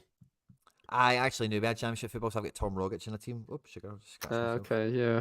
I'm I'm but just there's having a not that look many now. teams that Burnley. play sharper for the Championship for what you would No, normally they like. wouldn't. Yeah, I mean, Burnley at home to Coventry is something that I'm big into this game And week, to be Harwood fair. Bellis is out injured, by the way. Well, funny story, Quinny. I actually sold mine like 4 days ago. Oh wow, talk about timing, man. So I knew he was like I sold him after he got brought off injured. Like he got brought off in the did it cup. happen Like in match? it happened in a cup, yeah, and he was in a boot after the game. So I knew it wasn't great. I didn't have any inside info or anything, but I ended up listing him and he sold for 0.9 ETH. And I was like, okay, like I'll take it, knowing that like I know he's injured. I just don't know how bad it is, and I'm just going to be I'm just willing to take the risk. It's going to be pretty bad type of thing. And now he's listed for like 0.7. So yeah, I probably got away with murder there. The super rare's up for 2.9 right now. There's actually 3 super rares on sale. Nice. I might get one back So then. yeah. You come down the price a wee bit from where he's at now, but there is hope. Maybe he comes back to Barcelona. You know, you never know. Possibly. Chani says it wasn't that bad of a tackle. Calm down. Oh really? Okay. Let's see if I'm trying to find it on. Trying to find it on Sorare. Right. I'll throw to your Twitter. screen then, Harry. Right? I'll throw to you. Right. I'll throw to you for it. What is it for the Felix? Yeah. No, I mean, I've got that. What we're doing? Sorry. Championship and that. I thought you were doing it. Oh, right. Sorry. I thought, I could take. No, you're fine. Take a pass over to you. That's fine. So on the Championship as well. After Burnley, is there any other Millwall? If we've got cards for, is there any other fixtures in there? Nothing crazy. I'm just Watford home at Cardiff Blackpool City looks like it could be good, man. Yeah, Watford need to pick up pace a little bit, but yeah, on paper it should be a decent enough fixture. I'm just checking on Sorare data now to see where that is listed. Burnley's fixture is listed pretty high. Yeah, Watford's fixture is up there, to be honest. Yeah, that could be a decent little game actually for Watford cards. Ishmael 100%. Yeah, I think he's injured right now actually. Oh, is he? They've got him in the predicted 11 as well.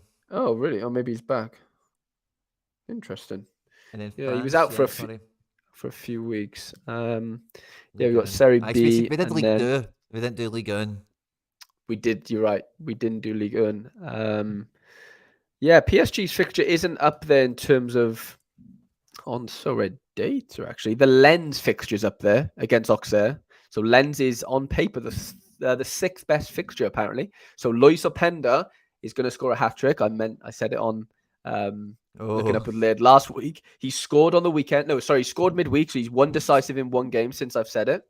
Yep. So I'm off to the dream start, and I think this home fixture could be another chance for him to get a couple of decisives for sure. The Lille fixture at home to Troyes is a very good one, apparently.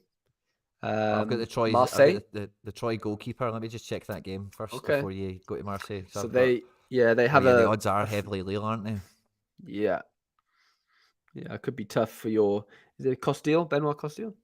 No, Matthias Liss. Ah, okay. The Polish goalkeeper, the rare I've got as well.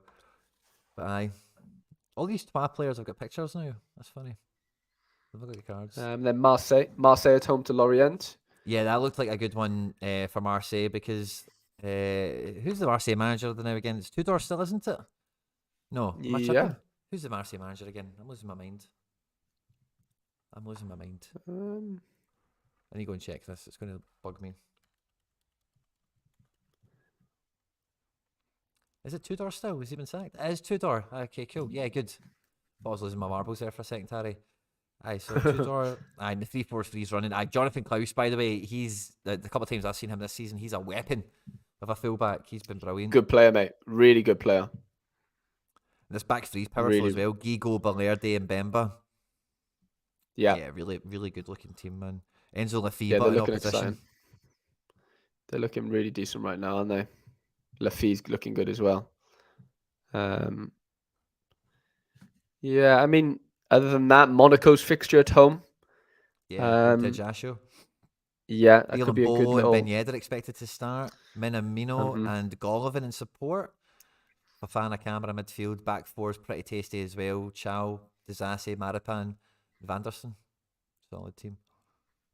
Yeah, good team. And then the PSG fixture is on there. I mean, it's not nowhere near my list, but it's below all the other three fixtures that we just mentioned. Yeah, it's so. just not a romper. You know, they're probably going to need to fight No, for it's it. probably not a romper. And then Mbappe and Hakimi came back from their little vacation in New York today. So they trained today, I think, was their first session back.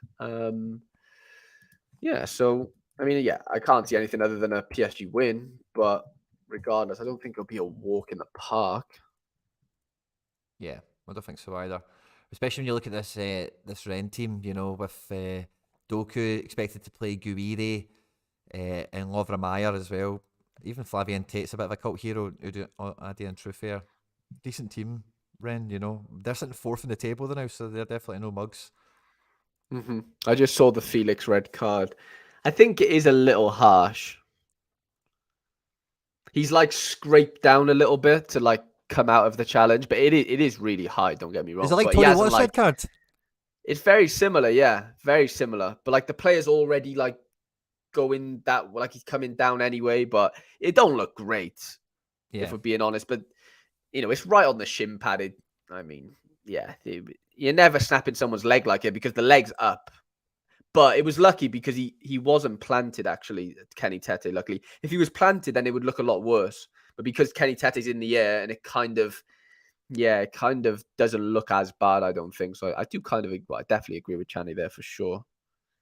Yeah, it's nowhere near as bad as, it's not terrible. It's not great at all, but don't think it's a red.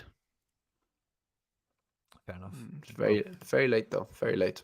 Suspenders for the next one then. Yeah, that'll be Felix's price now. 0.1 ETH for the rare, probably. Yeah, at least. I think. but yeah, drop that. other than that, I think we've done the bulk of these fixtures, Quinny. To be fair. Yeah, I'm just editing these teams now around what I know. No worries. And what I don't know. I saw a bit of a confusion. I saw a little bit of talk on.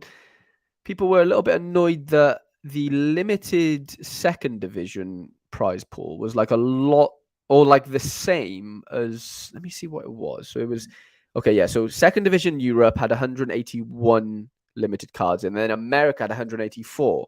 But people were saying that there's 1.3k players in the America, and there's nearly 2.7k in second division Europe. And I think they were basically so you can show us. No worries. They're basically saying that the America region has too many cards on offer, basically, for how many.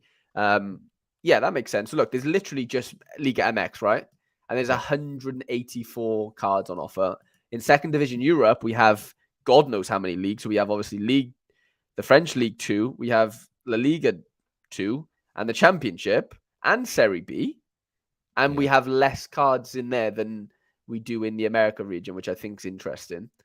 I don't know how that makes any sense, if I'm being completely honest, because there's literally one licensed division in the Liga MX.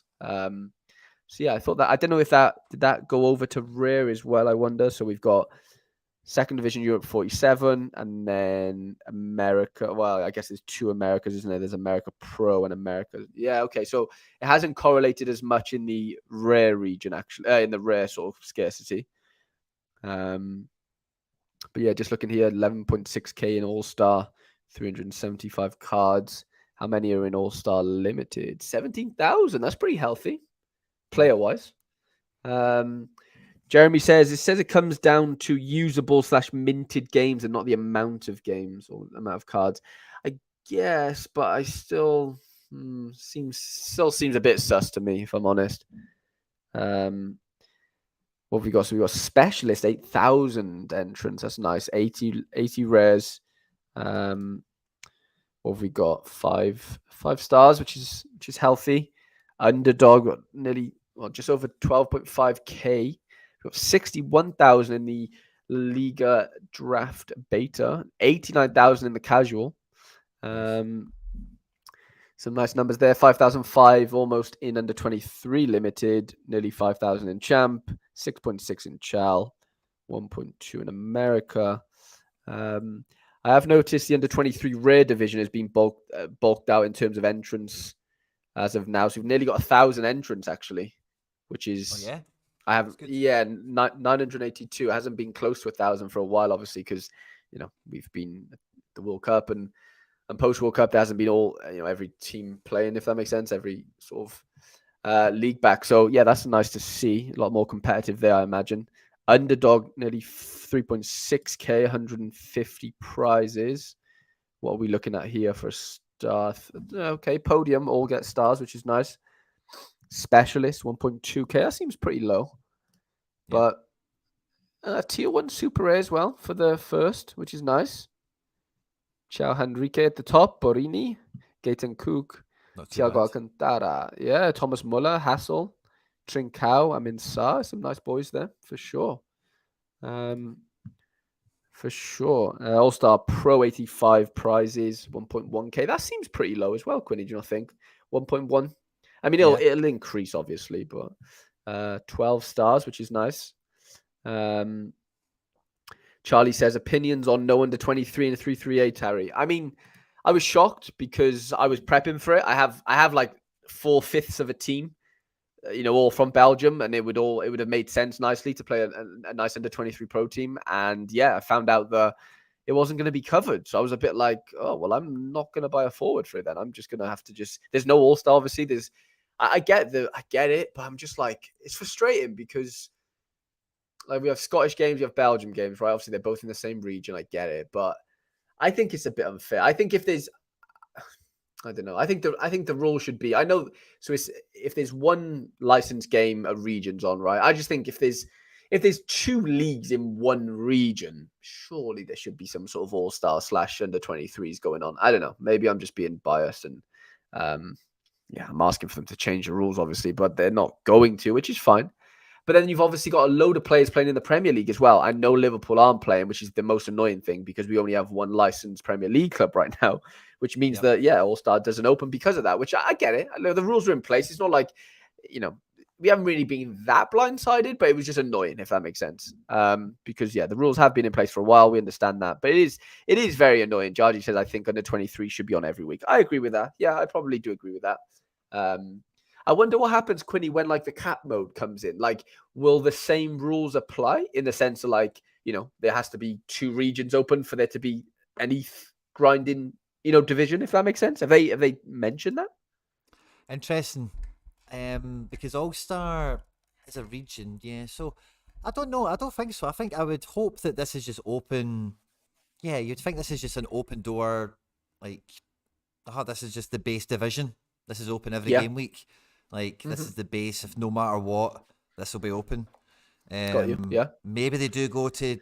I've seen this with the under 23 thing somewhere else recently, but like, I think having two leagues, I could imagine why having under 23 open. Because I know with two leagues it's a bit different for All Star Yeah. because two leagues could be the same region.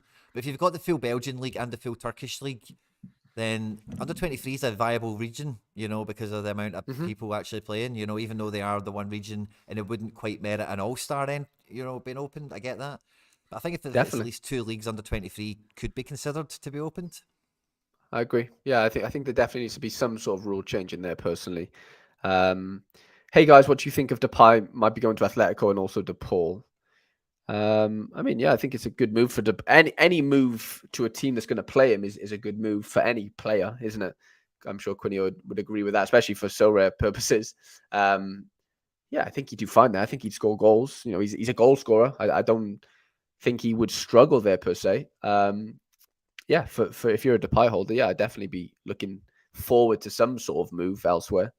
But I think DePaul, I Athletic mean, I should be like a great DePaul. move for him, but the problem with Yeah, that is Morata's still around, and Morata's still like the yeah, teacher's pet. So he's going yeah, to be playing definitely. next to Morata and Griezmann still. It's like Depay needs to go somewhere and be the man, undisputed the I agree. man. I agree. I think he might think he has a point to prove in La Liga, maybe, and kind of, that's maybe why the Atleticos. I don't know. I don't know what the thinking is behind it, but I agree with you. Yeah, he's not in the clear in the sense of like he hasn't got like a clear path to play in. Definitely not. Yeah. It's clearer than Barcelona when Yeah, you're they behind actually won them. Lewandowski and yeah, they actually won him. 100%. Apparently, Kepa's made an absolute tit of himself, according to the chat, which will be interesting And to. you're going to say about DePaul there? Sorry, Harry, I jumped on your toes there. Yeah, I was going to say I love DePaul as a player in like real life. I mean, when he was at Udinese, he was a very, very much a Sorare player that you could play. I don't think he's as much of an SO5 player these days. Personally, he played really well in the World Cup and he had some really nice green scores, whatever. But he's not the DePaul that was at Udinese for me. Yeah, that's definitely. Yeah, he's just not got that role, but I think he could definitely start scoring better after winning the World Cup, because yeah, possibly. It's a huge thing in his career, and like a lot of his celebrations, and I know he was a bit of a meme in terms of being like Messi's bodyguard and whatever, but like there was a lot of stuff where he was coming out saying everyone that told me I wouldn't make it, get it up here and all that. He gave out a lot of that stuff when he won the World Cup. So he's obviously a guy that's had some demons in his background and had a lot of naysayers, and Definitely. maybe he just comes back to Atleti as a World Cup winner and brings Udinese DePaul to La Liga. He's not quite going to have the set pieces because there is Griezmann there and whatever, but outside of that, it's I'm hopeful for him. Yeah, definitely, 100%. So yeah, that is an interesting little side note. But yeah, just looking at the Super Rare prize pools, 36 prizes in All Star Super Rare, 280 entrants so far. So that'll be super competitive. Still no Star Rare at the top of that. And then under 23s, I thought this was interesting. There's 70 entrants already, which is a lot. Normally, you're not looking at 70. I know there's more leagues coming back on back, so like there is going to be increased entrance, but yeah, 17 prizes seems a little low-ish on the lower side of things. Underdog Super Rare, 303 entrants, 30 prizes with that Star Rare. See, that's a really nice little double, isn't it, Quinny? The Star Rare and the Tier 1 Super Rare for Underdog Super. That is nice, isn't it? Well, it is, isn't it? Maybe I should be putting Boyata over there. I'm thinking, yeah, I don't have a midfielder, unfortunately, but I do have a few other pieces which would have been nice in there. Specialist coming at Mars, man. Have you? I'd love one of them. Tier 2 unique for first in specialist, Tier 1 super rare for second, Tier 1 super rare for third, and Tier 1 super rare for fourth, which I think is pretty cool. 137 entrants, obviously harder to get a team out in specialist, of course. And then obviously you got the unique business, and then like we said, yeah, the Serie A challenges, Serie A Challenge Pro, and Kickoff Limited as well. It's funny how I'm still eligible for Kickoff Limited because I don't have 10 limited or more than 10. I've been doing with the Road to Glory, so it's a good wee kind of aye. Just keeps you in the loop, doesn't it? It's keeps good you in the loop. Play the commons in that. Play Kostic. Definitely. Play Kostic. 100%. Shall I just go over to my teams, Quinny, and do mine quickly, and then we can go over to yours. So yeah, I'm pretty happy with what I've got going on so far. We'll start off with under 23 Red Pro, which is always my bread and butter. Like aesthetically, it's a very nice team. But then if you really dig into it, like, the Benfica boys have a tough game. Don't get me wrong. They're at home, which I like. I think Florentino Luis is basically fixture proof. I worry about Enzo a tiny bit.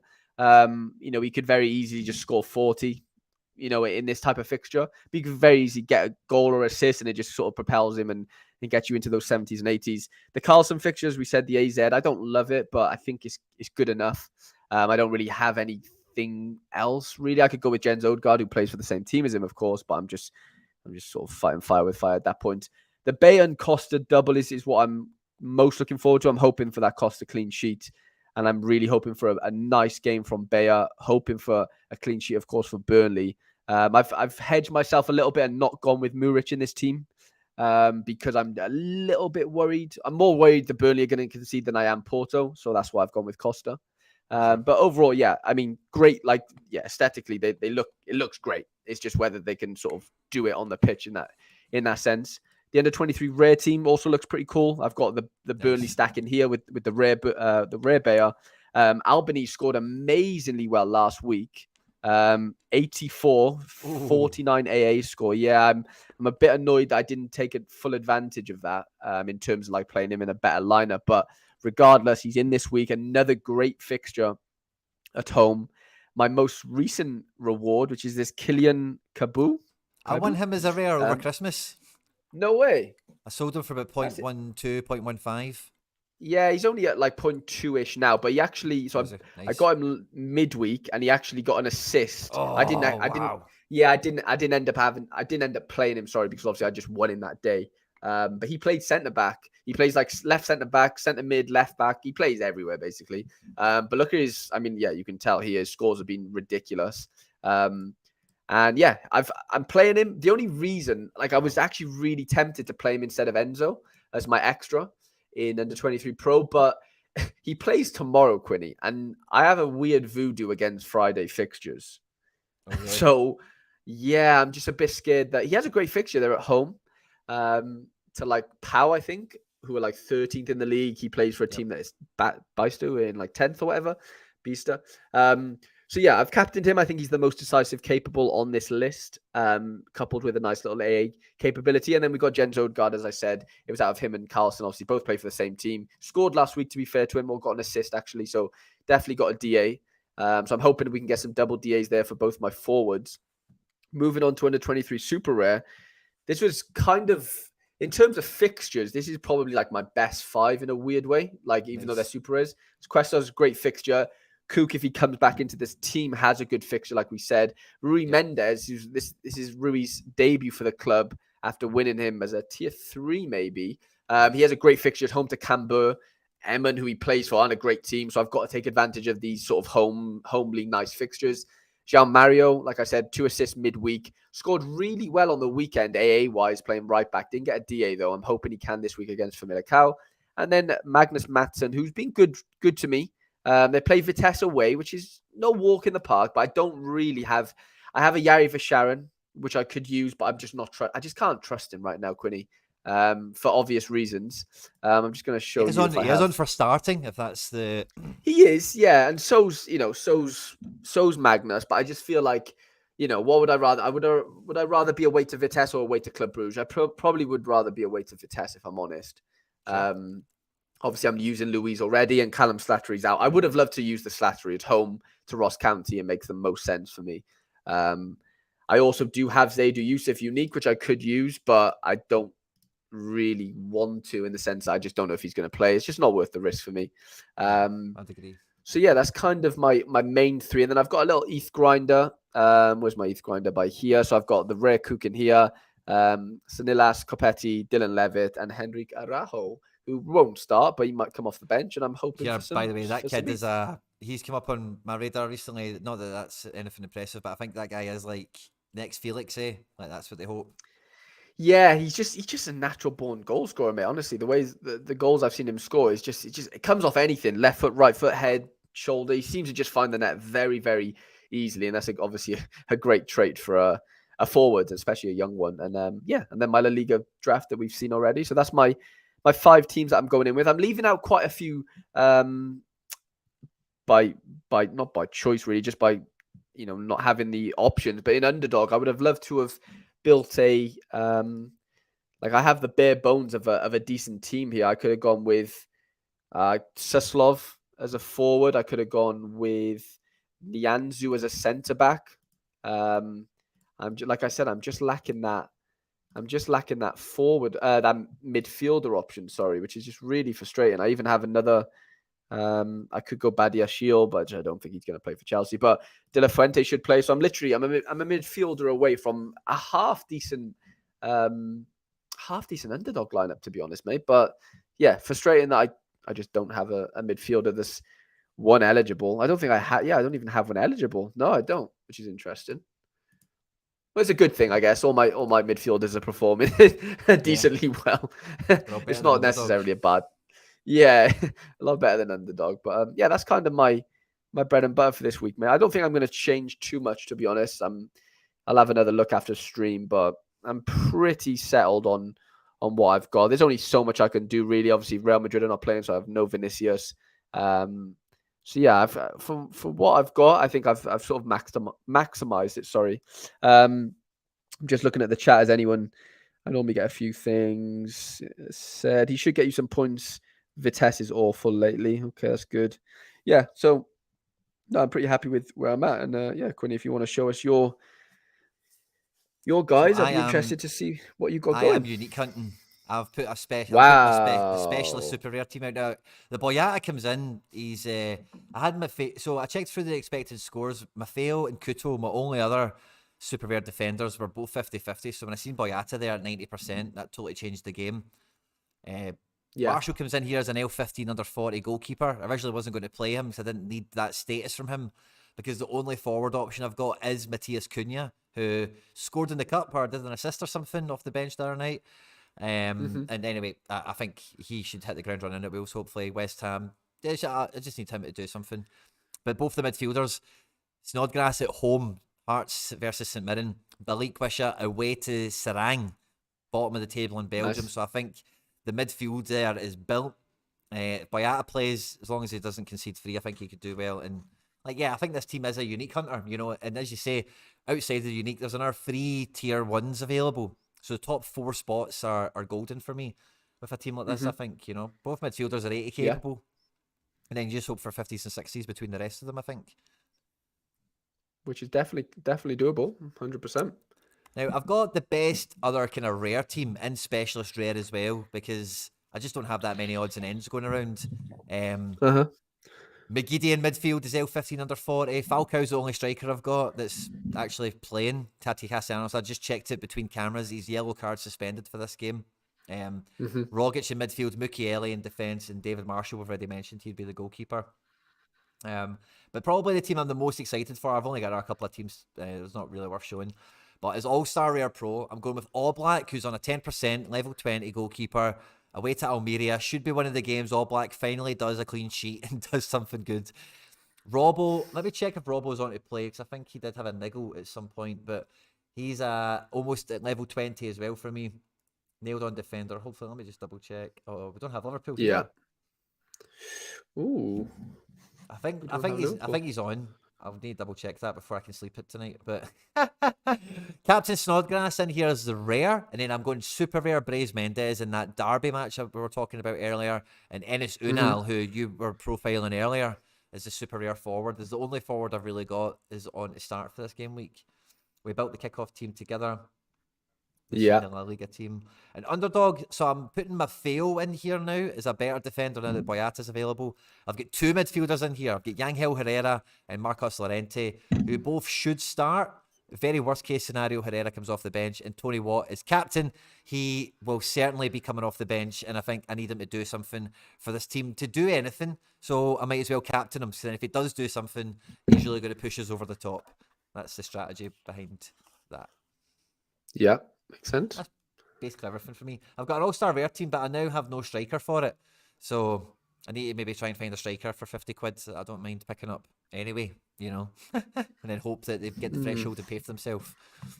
Yeah. That's kind of the thinking now over the next 24 hours for me. 100%. I'm just looking in the chat here. Siri says, have you guys heard of Arda Güler? Just curiosity. If not, check your scores. Of course we've heard of Arda Güler. We're not living under a rock, Siri. I'm only joking. Now, yeah, I mean, he's definitely on our radars, obviously.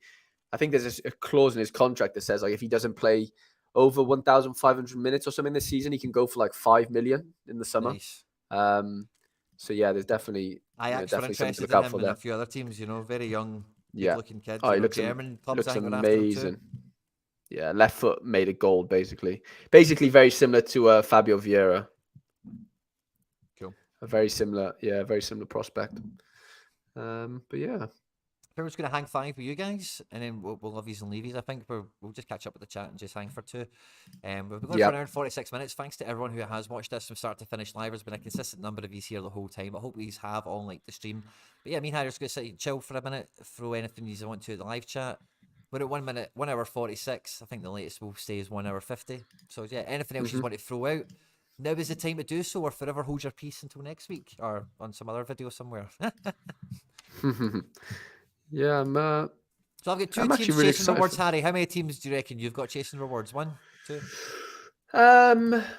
Realistic, I don't know. I would be. Yeah, I'm gonna go with the 3. I'm gonna go with all 3. I think the under 23 Rare Pro has the best chance. Yeah, I just think. Yeah, I am pretty confident, to be fair. Looking at PSG away from home, so I don't have obviously I have to worry about Mbappe, but maybe not as much as I normally do. Maybe I don't know. I just think I think I've got a good enough chance this week to normally my under-23 rare team is always like leftovers, right? Which it still is, but like even my goalkeeper has a good chance this week, obviously in Muric and him with Bayer. Like things could really sort of correlate in that sense. Which would mean that like both teams kind of do well. I have two Bayers and whatever, and like the AZ boys, I'm obviously rooting for certain things to happen and to go in my favor. But yeah, no, I'm actually really, really excited for the three teams, honestly. Well, good luck to you, man. I hope you get all 3 rewards. I'm hoping for 2. If I can get 2 into the prizes, that special super rare team and All-Star Pro, just because it's my heavy hitting team. Need to check on Robbo, Yeah, what's going to give me the fear. 100%. I'd be happy with 2. NBA, Yeah, oh actually, I'll yeah, probably have a wee look at this before we do bounce, because I've got yeah, a do good it. game week closing. I actually might be in the rewards. Let me check where I'm at. I don't Nice. know if there's any games left to run either. But yeah, so I've got, in rare contender, I'm sitting 296. I've got one guy, my rubbish guy, still got a game to go and can maybe grab a few points. My big guy still got a good game, and one of my overperformers has another opportunity to overperform further. So yeah, that's still looking okay. This Yeah, team I don't think is capable, so let's just ignore that. And then this is under 23s, Harry. So look at this. One of my main guys, he had a good portion of the cap, totally DNP'd, didn't play at all, missed him after deadline. And 50 points off the cards, but it's and even another big guy, Halliburton, only did 25 points. That's a huge underperformance from him. So interesting. Yeah. I quite like the look of this under 23 team that I've got. Limited contender. I've got a few games left. I don't think I'm going to get points there. Yeah, so I'm probably going to get a rare this week, which is cool. I'll probably get a high rank in common. Maybe if I'm super lucky, I might just squeeze a limited out of common champion. But I think, yeah, I think I could be on for another rare win. And it looks like it'll be a tier 3 if I hold in roughly where I'm at now. And that'll be Okay. one of the best rewards I've had. I think tier 3 is the highest tier I've pulled so far. That was That's Chris amazing. Butcher. Chris Butcher was a tier 3, I think, and he's helping me maybe win something else. So that's quite cool. Yeah, that's great. So That's wish me really, luck really on cool. that. Massive good luck to you, mate. For sure. How competitive is like the NBA side of things? Obviously, I've played the commons and stuff. I just mean like the rares and whatever. Tough. It's kind of hard to say. Like, I think like if you don't have like those top 3 guys, then it's hard to Okay, like win. Doncic and all them guys. It's hard to win any division where they're not competing, right? But see, if you look at this Okay. contender team, the angle I've tried to take is see this LaMelo Ball guy. Yeah, I know He's LaMelo Ball. and Good player. I'm like butchering this, right? He's not a top 3 Mm-hmm. guy. He's probably a top 10, top 15 guy. And what I'm Yeah. trying to do is squeeze him into the rubbish competition. Okay. Yeah. So he's like the best of the worst, if that makes sense. Uh-huh. So this will be Okay. I think this will be the first time he'll be pulling a reward. I've only had him for about a week or something. But I was Yeah. pulling rewards from this division anyway, without having a guy like him. And what was Got you. happening was the L15s were moving in such a way that I could afford a guy of his cap and didn't have one. If that makes sense. But I think if Yeah. you go Yeah. into the divisions where those bigger guys are present, you need them, Mm-hmm. or you need the Yeah. guy that will. Like I had some guys. I've had. I don't think I've had many, but I've definitely seen one or two where, like, they wildly smack. Like this Trey Jones. I've got this guy unlimited and rare. His Mm-hmm. L15 coming into this game week was 29. I would never have imagined he could do a 50 because I don't know anything about basketball, right? But he done a Yeah. 50. And there's guys that equally overperform to the extent where they smash a 60 or something. And if you Mm-hmm. don't have those guys and you don't have the big hitters, then going after the champion divisions or the ones where there's an MVP slot available, I don't Yeah. think it's on. You need to be Yeah. you Yeah. need to be really shrewd. But these other ones, like there's a veterans one, there's an they're trialing out lots of stuff in common and limited, and all these game Okay. modes that come out. Like if you can build for one of them, and then I think you'll be quite surprised at how achievable success could be. No, for sure. 100%. Pablo says, who is the best priced Celtic player right now? Great question. Let's have a look at Celtic. I'll probably leave on this note because that's getting us about there, but we'll have a look at Celtic and we'll have a look at best priced at the moment. Just have a look at the roster values. Starfelt's at half a coin. Probably not him. Greg Taylor's on an injury discount. You maybe get him a bit cheaper than where he's at the moment. Who's the best value? I think for how close in price. Oh, right, okay. I think there's a strong case. It depends on what your budget is. Okay, now if it really depends what your budget is, because I think between Kyogo, at about 0.35, O'Reilly at 0.6, and Yeah. Rio as a midfielder in particular around a 0.26. I think those three are the ones that grab my attention.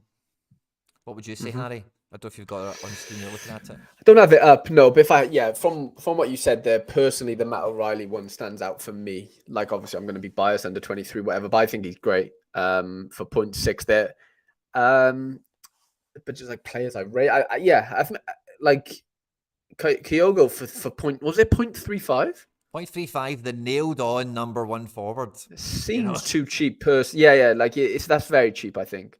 He should be Big Paul scores wise now that he's nailed on as the striker, He probably just doesn't win like duels and stuff as much. You know what I'm saying? Like Paul has he's like 9'9". You know what I'm saying? Like that's the issue with that. But no, I agree with you. Yeah, there definitely should be a less of a price sort of gap. I think he's great. I think he's a great finisher. I don't know. I don't know. He just needs to get a really good run of form going. Like he just wait. I'm waiting for like a couple of braces. In the row. And him really kick on. But yeah, great player for the price. I can't really disagree with those two. Like even like the eye test wise, I think O'Reilly's your best player personally. I mean Jota's up there obviously, but yeah, O'Reilly. Kyogo as a finisher, I think he's great. Maeda's looked sharp recently, Quinny. I've really changed my tune on him. I can't lie. I think he's definitely like. I think he kind of Post suffered World from Cup. getting I think he kind of suffered from he missed a few sitters. The fans got on his back, and I think he needed the World Cup to go away and like cleanse himself and come back and just pretend it never happened, and then Definitely. Just get back to it. Because you remember the sitter he did miss, and then straight away he like got the ball and he's like, "Fuck this," and scored from outside the box. Yeah. So just, 100%. I think he's a changed man. I think he's like renewed. He's got that kind of monkey off the back, and I was tempted to put him in there because his rare is like 0.22 or something, and you've got to imagine he's going to get a lot of minutes at Celtic in this form, and to get a Celtic striker 100%. getting a lot of minutes at about 0.22 could be great value for a rare. Definitely, mate. 100%. No, you've got some really good players, but I'd have to say I think O'Reilly is your best prospect personally. And second to that is Jota, and then third I'd say Kyogo for sure. But yeah, finish on that, shall we? Yeah, it's been an absolute pleasure, guys. Thanks to everyone that's watched this. If you watched this after we've been live and you're hearing us talk right now, then you are a nutter. Thanks a lot for making it all the way to the end. You better have liked it. Please do leave a comment if at any point you did laugh, learn, or write something or whatever. Me and Harry have had an absolute blast. We always do. And yeah, good luck this game week. I hope Trophy Day is good to you all. Just hit the mic, so sorry if you caught that in your earphones. And yeah, we'll catch you next week, guys. Take care. Harry, all the best, buddy. Massive good luck, lads. Yeah, massive good luck, lads. And little hello to Alex as well. I just saw him in the chat as well. Hey, Quinny and H. Yeah, lovely to see you out. And yeah, lads, massive good luck for this game week.